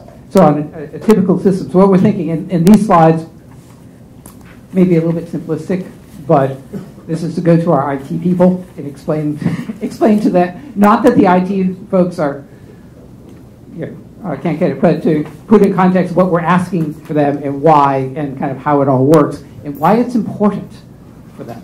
So explaining to our IT folks, what is a subslab system and what does it do?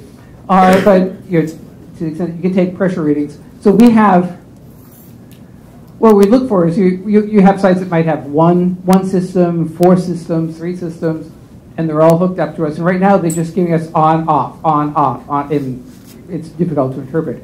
If they were sending the vacuum measurement, the pressure readings, and with the date and time.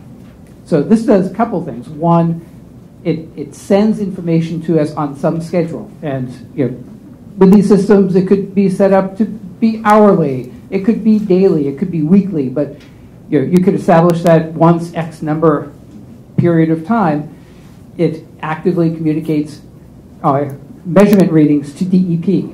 So rather than on and off, we would expect for any of these systems that are working that we would receive let's say daily for the time being, a daily pressure reading in the system. And it would be very simple information, the RTN, the unit number, something that in combination uniquely identifies that particular system, the measured value that we want, and the date and the time. So you have that.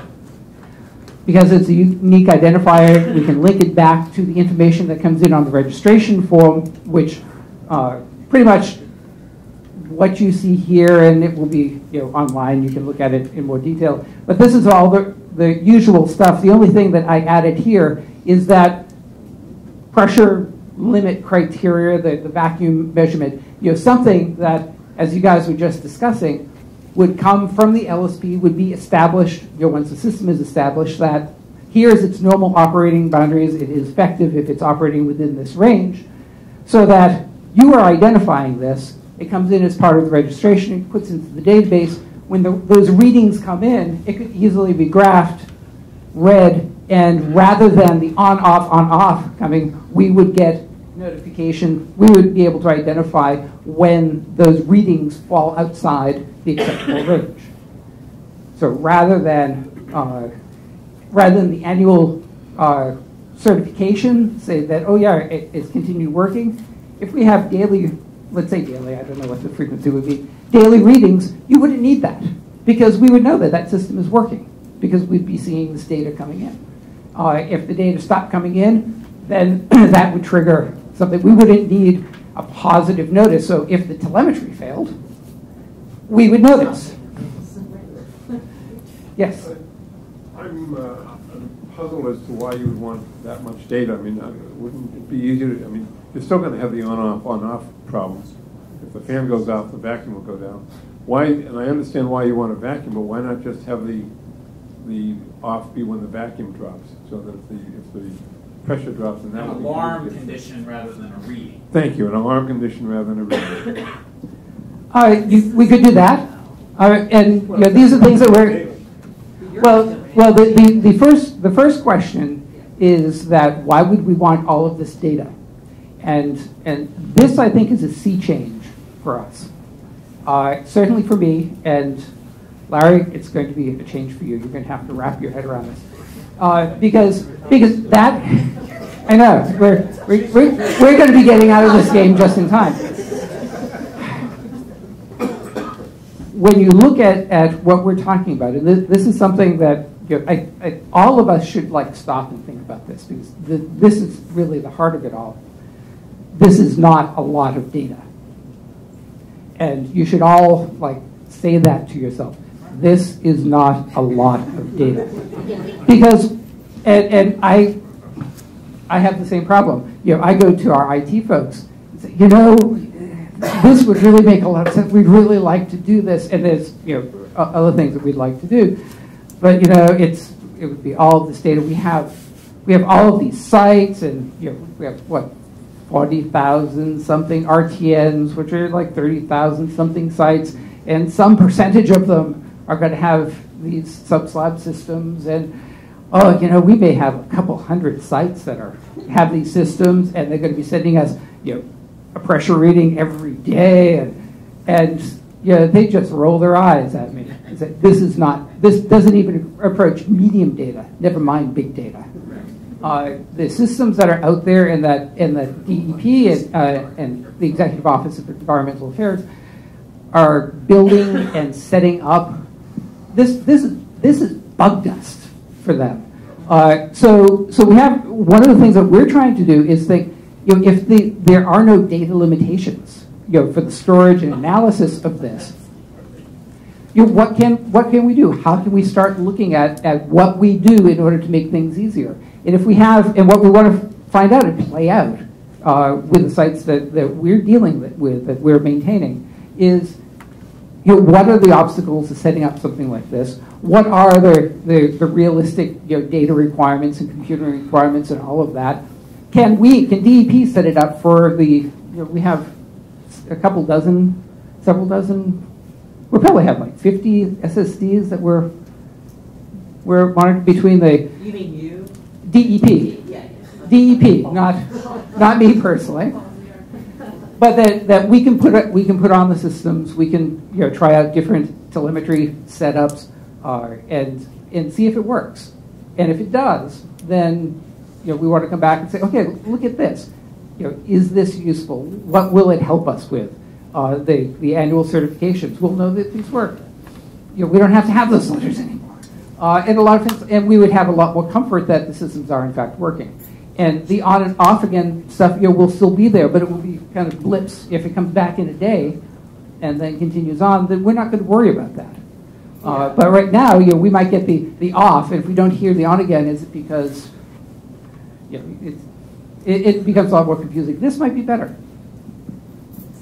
I'm no data expert or computer expert, but I agree with your description of this as being bug dust. I mean, that's really true, and I think the only limitation is whether or not the market has caught up to the reality of IT at this point in terms of are the relevant products available and is the pricing such that it makes sense to move to where the IT is. And those are exactly the reasons why we want to try these out on the sites that we control, and that rather than kind of there are some systems, and we want to play out all of that, including the cost. So, Work our way down. in terms of the repercussions of this potentially.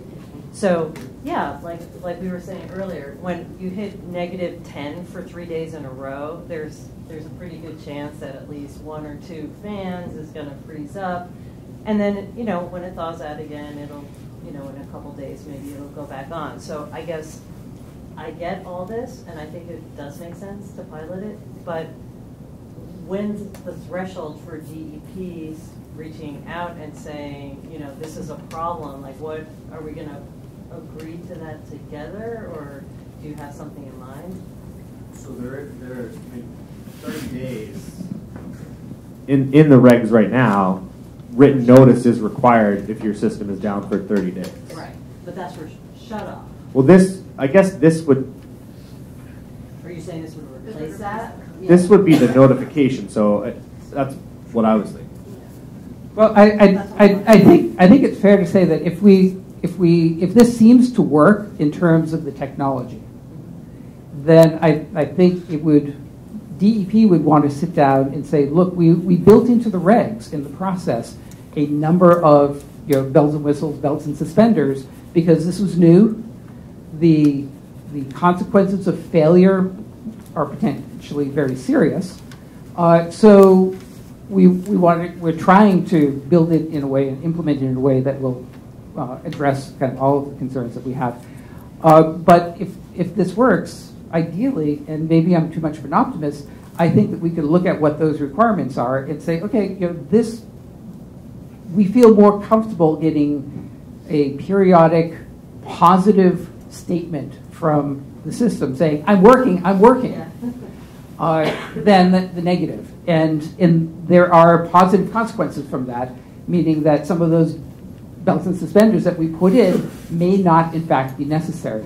And to go way out on a limb and say it's really too premature to say things like that, but one of the big ones, for example, is that 60-day imminent hazard requirement. If we had confidence that these systems work and that we can look at that graph and say, it's working. The fan is not only running, but it's maintaining the correct pressure differential. That's great information. And what kind of confidence does that give us? That the system is working, that people are being protected. And if you have that, then I think that's a step beyond what we already have. And I think it's cause for rethinking what all of those bells and whistles are. So maybe to piggyback on some of that, I think about timing. You're talking about the MCP changes maybe being finalized in the summer. Are you envisioning? Well, we are. Oh, we are. So when might this be effective? When might have you figured it out? And then we're thinking about having a placeholder in there that would work, and it says, should you choose to monitor your system this way, then the rest would follow. So we won't have to hold up the revisions in order to accomplish this.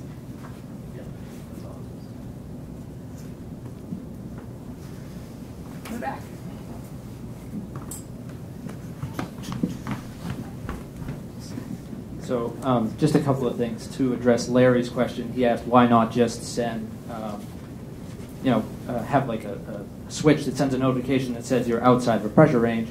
I think that doesn't really address your problem of the units not sending information to you and you not knowing when the units are shut down. If you were receiving a real-time data feed of a vacuum measurement and then that information stopped coming, you would realize that either someone stopped paying the bill, or someone shut down the system, or there's a problem there. So getting that real-time feed kind of solves that issue to you a little bit. But I guess my bigger question was, if you are going to be moving in this direction, and I think probably a lot of people have this question, what's going to happen to the existing systems? Are they going to be grandfathered? Is it going to be some kind of separate thing? Will they have to be changed over? Has that been considered?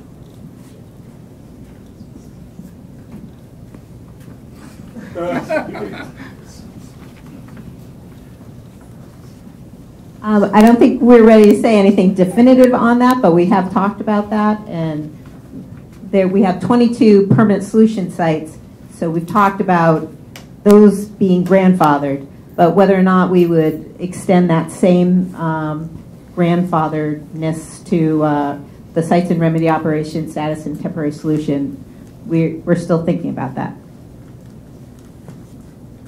And I guess we wouldn't mind feedback on if your current systems could do this, or how difficult it would be, or if there's no way they could do it. Because I do know some are doing this method. I mean, it's the telemetry unit and the telemetry vendor or whatever is the same unit. So I don't know how difficult it would be for them to send us the data as opposed to send it to themselves.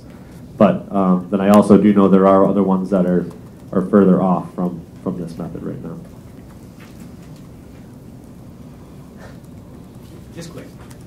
Is there going to be any kind of a guidance about how you're establishing these notification conditions? Like what constitutes an alarm? Is it when there's no longer a condition of no significant risk? Is it, how long can your vacuum be below the threshold before it's a shutdown or a notification to DEP? Is there any internal discussion about developing a guidance to establish some of that? The question is, would there be guidance on establishing these notification criteria, or would they be based on no significant risk, or would they be based on, did I miss something? No. Okay. I guess we've had some internal discussion. We're still kind of fleshing this idea out internally. I think it would be based on the vacuum reading to ensure that you're maintaining the negative pressure in your slab, so not necessarily risk-based. I don't know. So as soon as the pressure is lost, that's it. It's a notification. I would, in order to move along, I would say it's really premature to get into any details like that. That's part of why we're going to do the pilot project, is we're going to work out what these systems can do and what makes sense. So, yeah, the short answer is, yeah, there'll be guidance. We have no clue what's going to be in it. And all of that will be worked out, and we'll talk to you about it. But the first step is to set up some of these systems, set up a process where we can take in that information and see how it works, see what the problems are. Let it run for 6 months and see what happens, and then go on from there.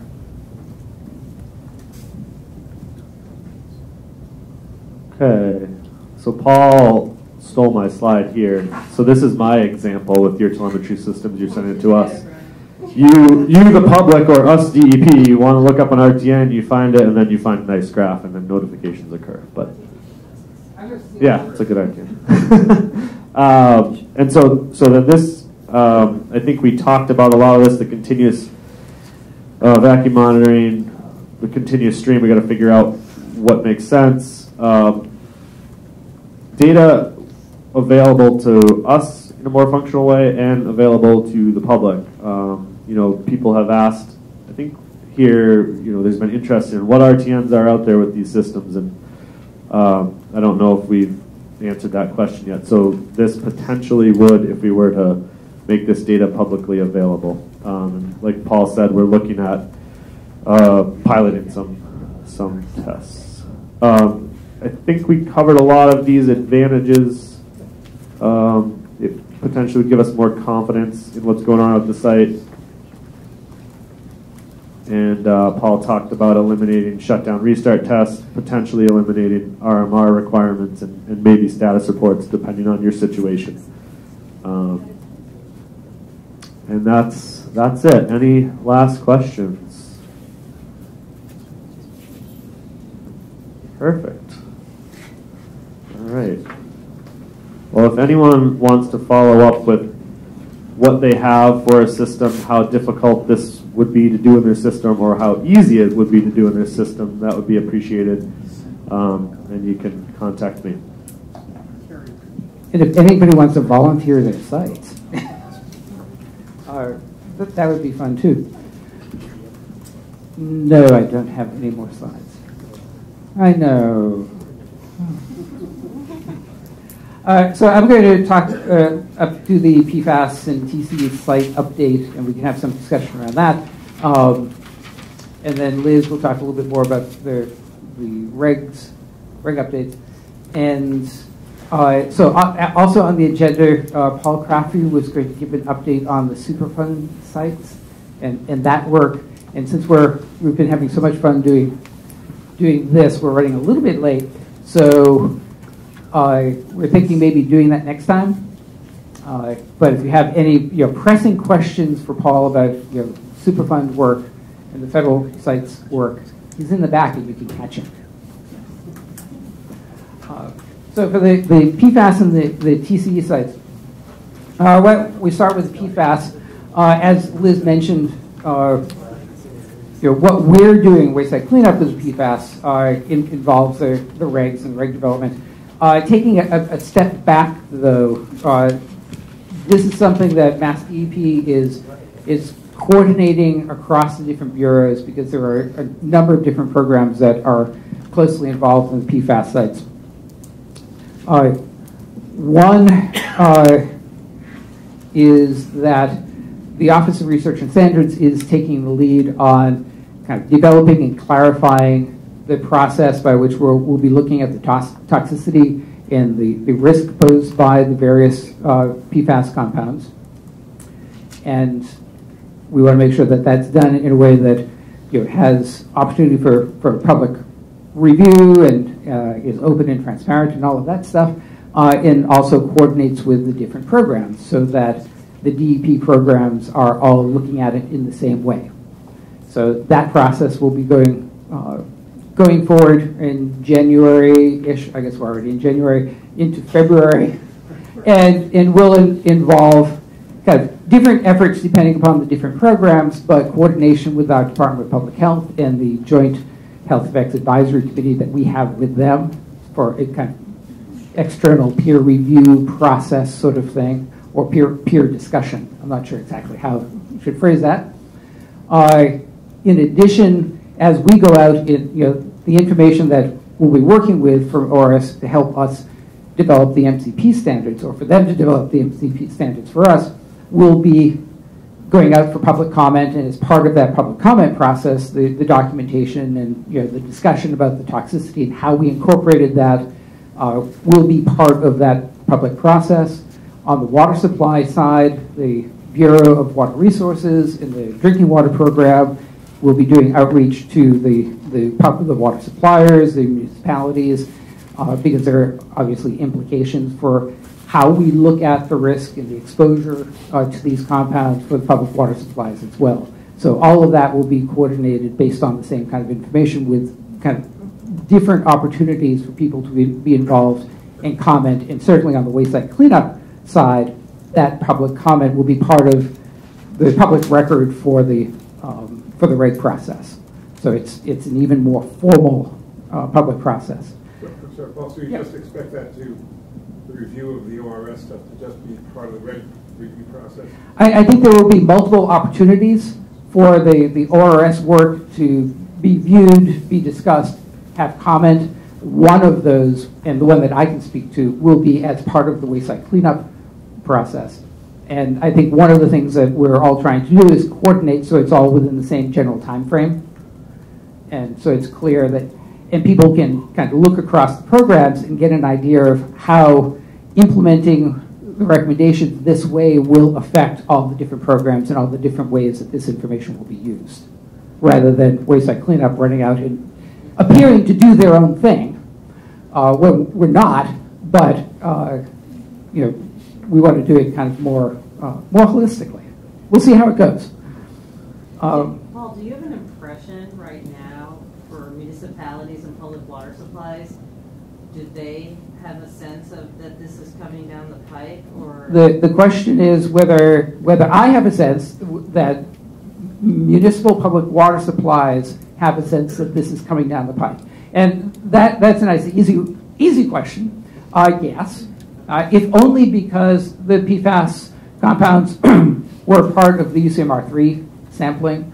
So there has, within the water supply world, there has been a lot of attention on PFAS compounds, and if the results of the samplings, the fallout from it, and even if a water supplier didn't have measurable levels of PFAS in the water, I think they're still very aware of it, and in the different forums, you know, this equivalent in the water world, they're discussing PFAS as well.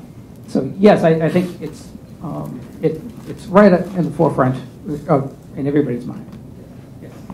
So I understand it's in Connecticut, Gulf Quarry or whatever, landfill Superfund site, but landfill Superfund site, so PFAS was added to its groundwater monitoring and leachate monitoring by the feds, so maybe the property might have a note. But I mean, is this being implemented through Superfund? Are they? Item 2. Okay, sorry. Good segue. One of the things the department is doing is, and working with EPA and Department of Defense and all the other big parties that are involved, is coming up with sampling strategies at each level and things that types of sites that are being overseen and the likelihood of having PFAS there, where we are developing sampling strategies for them. For wayside cleanup, well, let's go take a step back. For kind of the water supply world, under UCMR3, that covered all the major, the big public water suppliers. There's a cutoff number of people served. So one of the questions that DEP is grappling with, and it is will be part of that strategy, is for those water supplies that were not sampled as part of UCMR3, and thus the presence or absence of PFAS is unknown. And what would be the best approach? How to go about it? Where to target? All of those. How do we answer the question of, are there other public water supplies out there that are affected by these compounds? So that is under development. There's the question of potential sources, other sources. So you can look at it, and looking at it from the water supply perspective is looking at it from the receptor perspective. Who might be impacted by it in the most likely way. Another way of looking at that is starting from the sources. Where are the potential sources? Where are the potential? Who were the users of these compounds? Where might you find them? So particularly our Bureau of Air and Waste, which regulates things like landfills, is participating in this sampling strategy discussion. And one of the things that we're dealing with and will be part of that sampling strategy is how and when and why do you decide to sample a particular, say, landfill for the potential of PFAS compounds in the leachate. From a wayside cleanup perspective, we have that draft sampling strategy, which is still kind of waiting for all of this to happen, guidance. One of the other things that we're certainly actively doing now is having hits of PFAS, identified particular locations where PFAS has been discovered and reported in drinking water wells. Wayside cleanup is doing two things. One, if the well is near private water supplies that are unregulated by the drinking water program, that falls into our universe, and we are doing aggressive sampling of private water supplies around known public water supply impacted by PFAS. So Westfield is one example of that. We've sampled over 65, I think over 65 private wells out by the Air Force Base there. Knowing heads nodding. So we're doing that. We're also. And what were the results? I believe there were 4 or 5 wells, private water supplies that were found to be above the drinking water guidelines, and we have been providing bottled water for those. Part of what the work, and then the additional work that goes on is identifying potentially responsible parties. Because everything else being equal, we would rather that somebody else do the sampling than us. We're not shy about doing it. We're needed, and we're working with the International Guard base out there to coordinate their assessment and how to incorporate that into the larger site assessment that's going on now. There are other there are other sources, either known or potential sources of PFAS at known locations. The Barnstable Airport, for example, had some issues with PFAS-contaminated soil. So we've been working with them on that. We have certainly the Joint Base Cape Cod. There have been situations where response to overturned tankers have resulted in releases that have impacted wells, and they, depending upon the circumstances, are being provided bottled water or hooked up to public water supplies. There's a situation, there's example of a proposed public water supply well that was put in, and we were now, similar to, somebody mentioned EPA, if somebody's proposing a new public water supply, we request PFAS sampling as well as part of the suite to show that this is a good water supply. Before anybody started drinking this water, PFAS came up as a hit there. It was in the community, the area where the community had done firefighter training. So in retrospect, not surprising. But there we're looking at the private wells in the area as well. So there are a number of things that DEP is doing, either because we have known hits or we're following up, looking for sources, sending out requests for information, eventually sending out notices of responsibilities, bringing people into the 21E program. So it's a multi-pronged effort with all of the bureaus being involved in it. I think that covered a lot of the site-specific things I have. Any questions? Yes.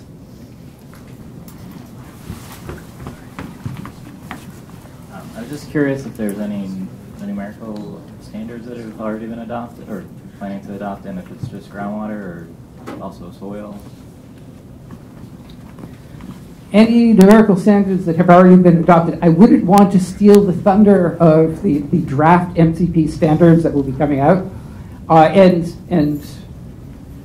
that's what, when I started out talking that there will be a kind of review process of proposals for looking at the toxicity and the risk assessment, part of that is leading to those standards. So they are under development. Do I want to throw out numbers here or approaches here?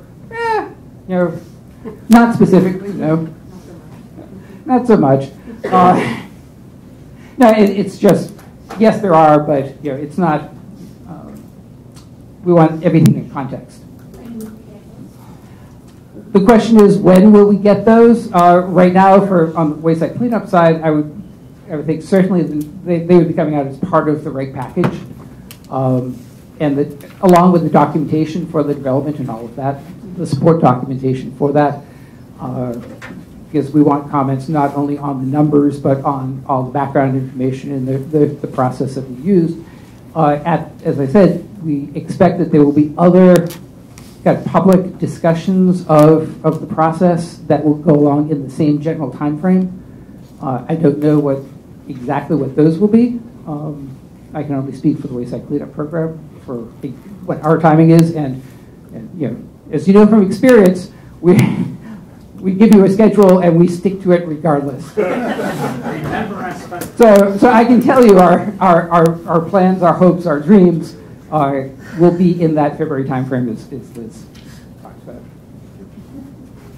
For the TCE sites, it's kind of interesting. The numbers I have for kind of the TCE sites broken down by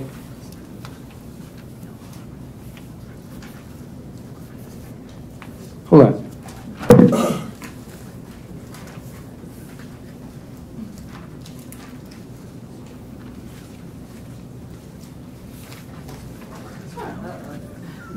No, it's not an O. I had a much better chart. There, drawn, but it must be somewhere else. But interestingly, if you remember the TCE sites in the APOM graph that Brian put up, and how many more were in the Northeast region versus the others, the TCE sites kind of mirror that. Even though APOMs can be used for other non-TCE sites, but we're seeing that in the overall statewide, and this is the number that I wanted.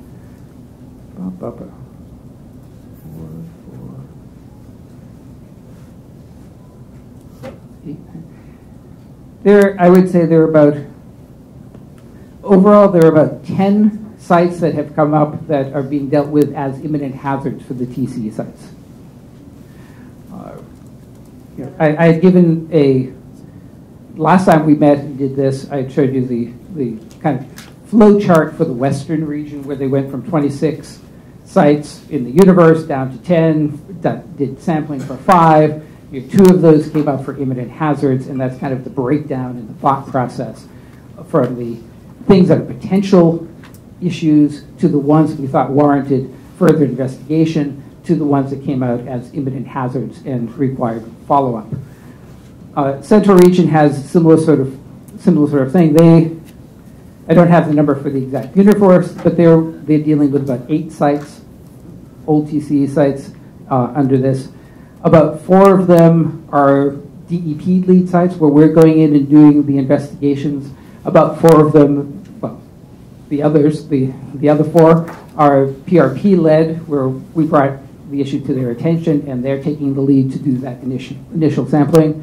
And about half the sites that have gone through that are coming up with potential imminent hazards there. But that's after kind of the initial screening, narrowing it down to the ones that are of most concern. The Northeast region has, again, 4 imminent hazard sites there. They're working the split for what DEP is taking the lead on and what the PRPs are taking the lead on are, again, about 50-50 at this point. They're also going through the process of kind of formally quitting and closing out or ending the work for about 10 of the sites right now, and about 15 are currently under review, so about 30 that are actively being worked on at the moment with the 50-50 split for PRP, DEP. Southeast, they have 6 that they're looking at. 1 has filed financial inability, so even the initial sampling, DEP will be doing that. They're split about, well, it's a small universe. 4 is DEP lead, 2 are PRP lead. So, but overall, I think we're getting about a 50-50 split for that initial investigation, looking into the potential for imminent hazards. We do about half, PRPs are doing about half. So that's where we stand, and I think we'll be seeing more and more sites kind of being, the follow-through being kind of closing it out and formally ending the process at this point. So far so good, and not nearly as many imminent hazards as we had feared. So is it roughly 10%? Like, I'm just trying to remember from when we... Yeah, it was roughly, went from like, or it was about 200 on the initial screen. We brought down to 100 needing more detailed investigation. I think about, of those, you're running, yeah, about 10% as being potential imminent hazard, or imminent hazards after the indoor air sampling.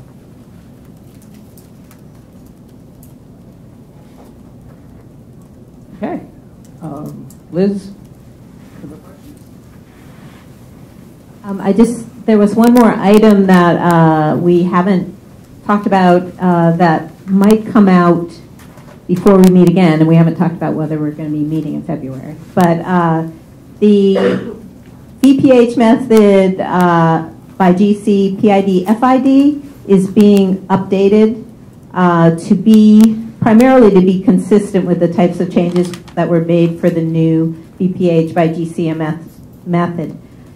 So in doing that, what we're planning to do is put out a list of the items that are requirements, will be required changes in order to have a CAM compliant method, a bulleted list, and the plan is to get that out and then give 3 months for laboratories to make the adjustments. So we'll have an effective date of the updated CAM, and we'll be updating both the CAM and the method. So you may see something about that by email within the next month, and we'll probably ask Mike will ask the LSPA to help us spread the word on that too. So I just want to flag that in case you're wondering where that came from.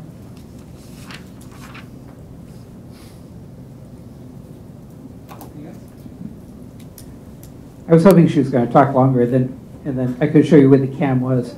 But I have a question related to CAM. Are we going to have CAM methods for PFAS? We've talked about that.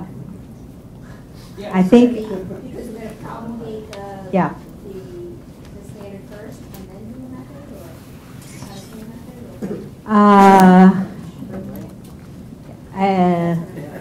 the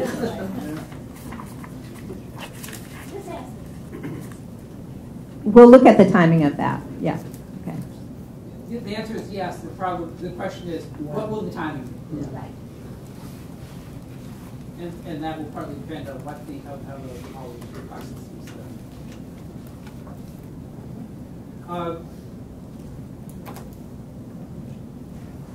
well, we're really done.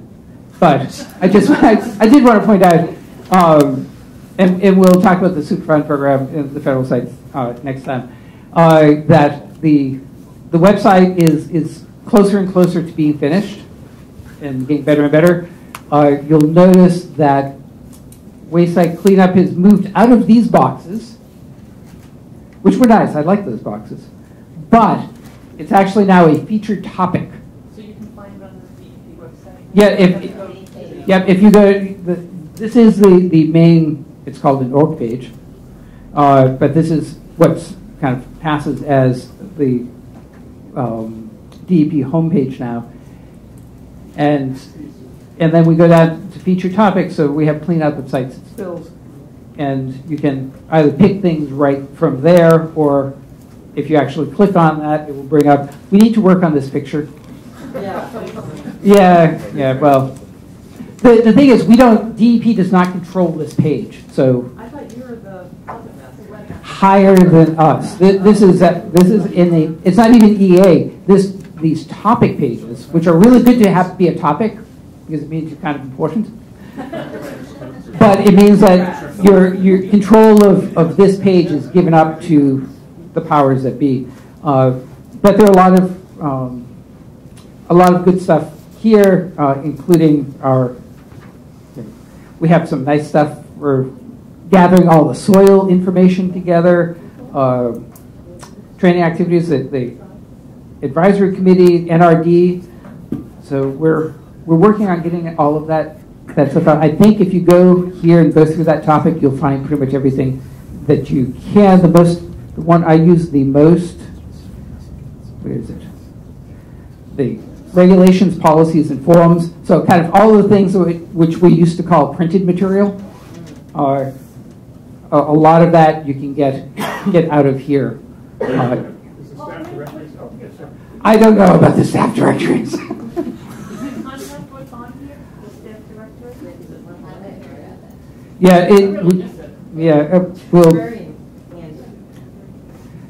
We will pass that on again. Yes, you in front. Sure. Or maybe you have a reason why it's disappeared, but the HTML version of the regulation is super helpful, and now they're going to do that. get that big. No. Or make a PDF with links. I would be happy to do it for you. That we can talk about. There are, they have very strict rules about some things, and particularly regulations. But maybe a PDF with links. Yes. We'll do that. And the CAM. If you're looking for the CAM, let's see if I can do this. Analytical methods, including CAM. Here we go. So see, you can find things, which is the message I want to leave you with. You can find things, except for people. Yeah, well, there'll be fewer and fewer of them. Us. Okay, so we will let you know if we're meeting in February. It sounds like so long, so far away, but it's going to sneak up on us really quickly. So I would say the most likely thing is March, just offhand. But With the public comment draft. with the public comment draft, exactly. Okay, well, thank you for coming. If you have any questions, send them in, blah, blah.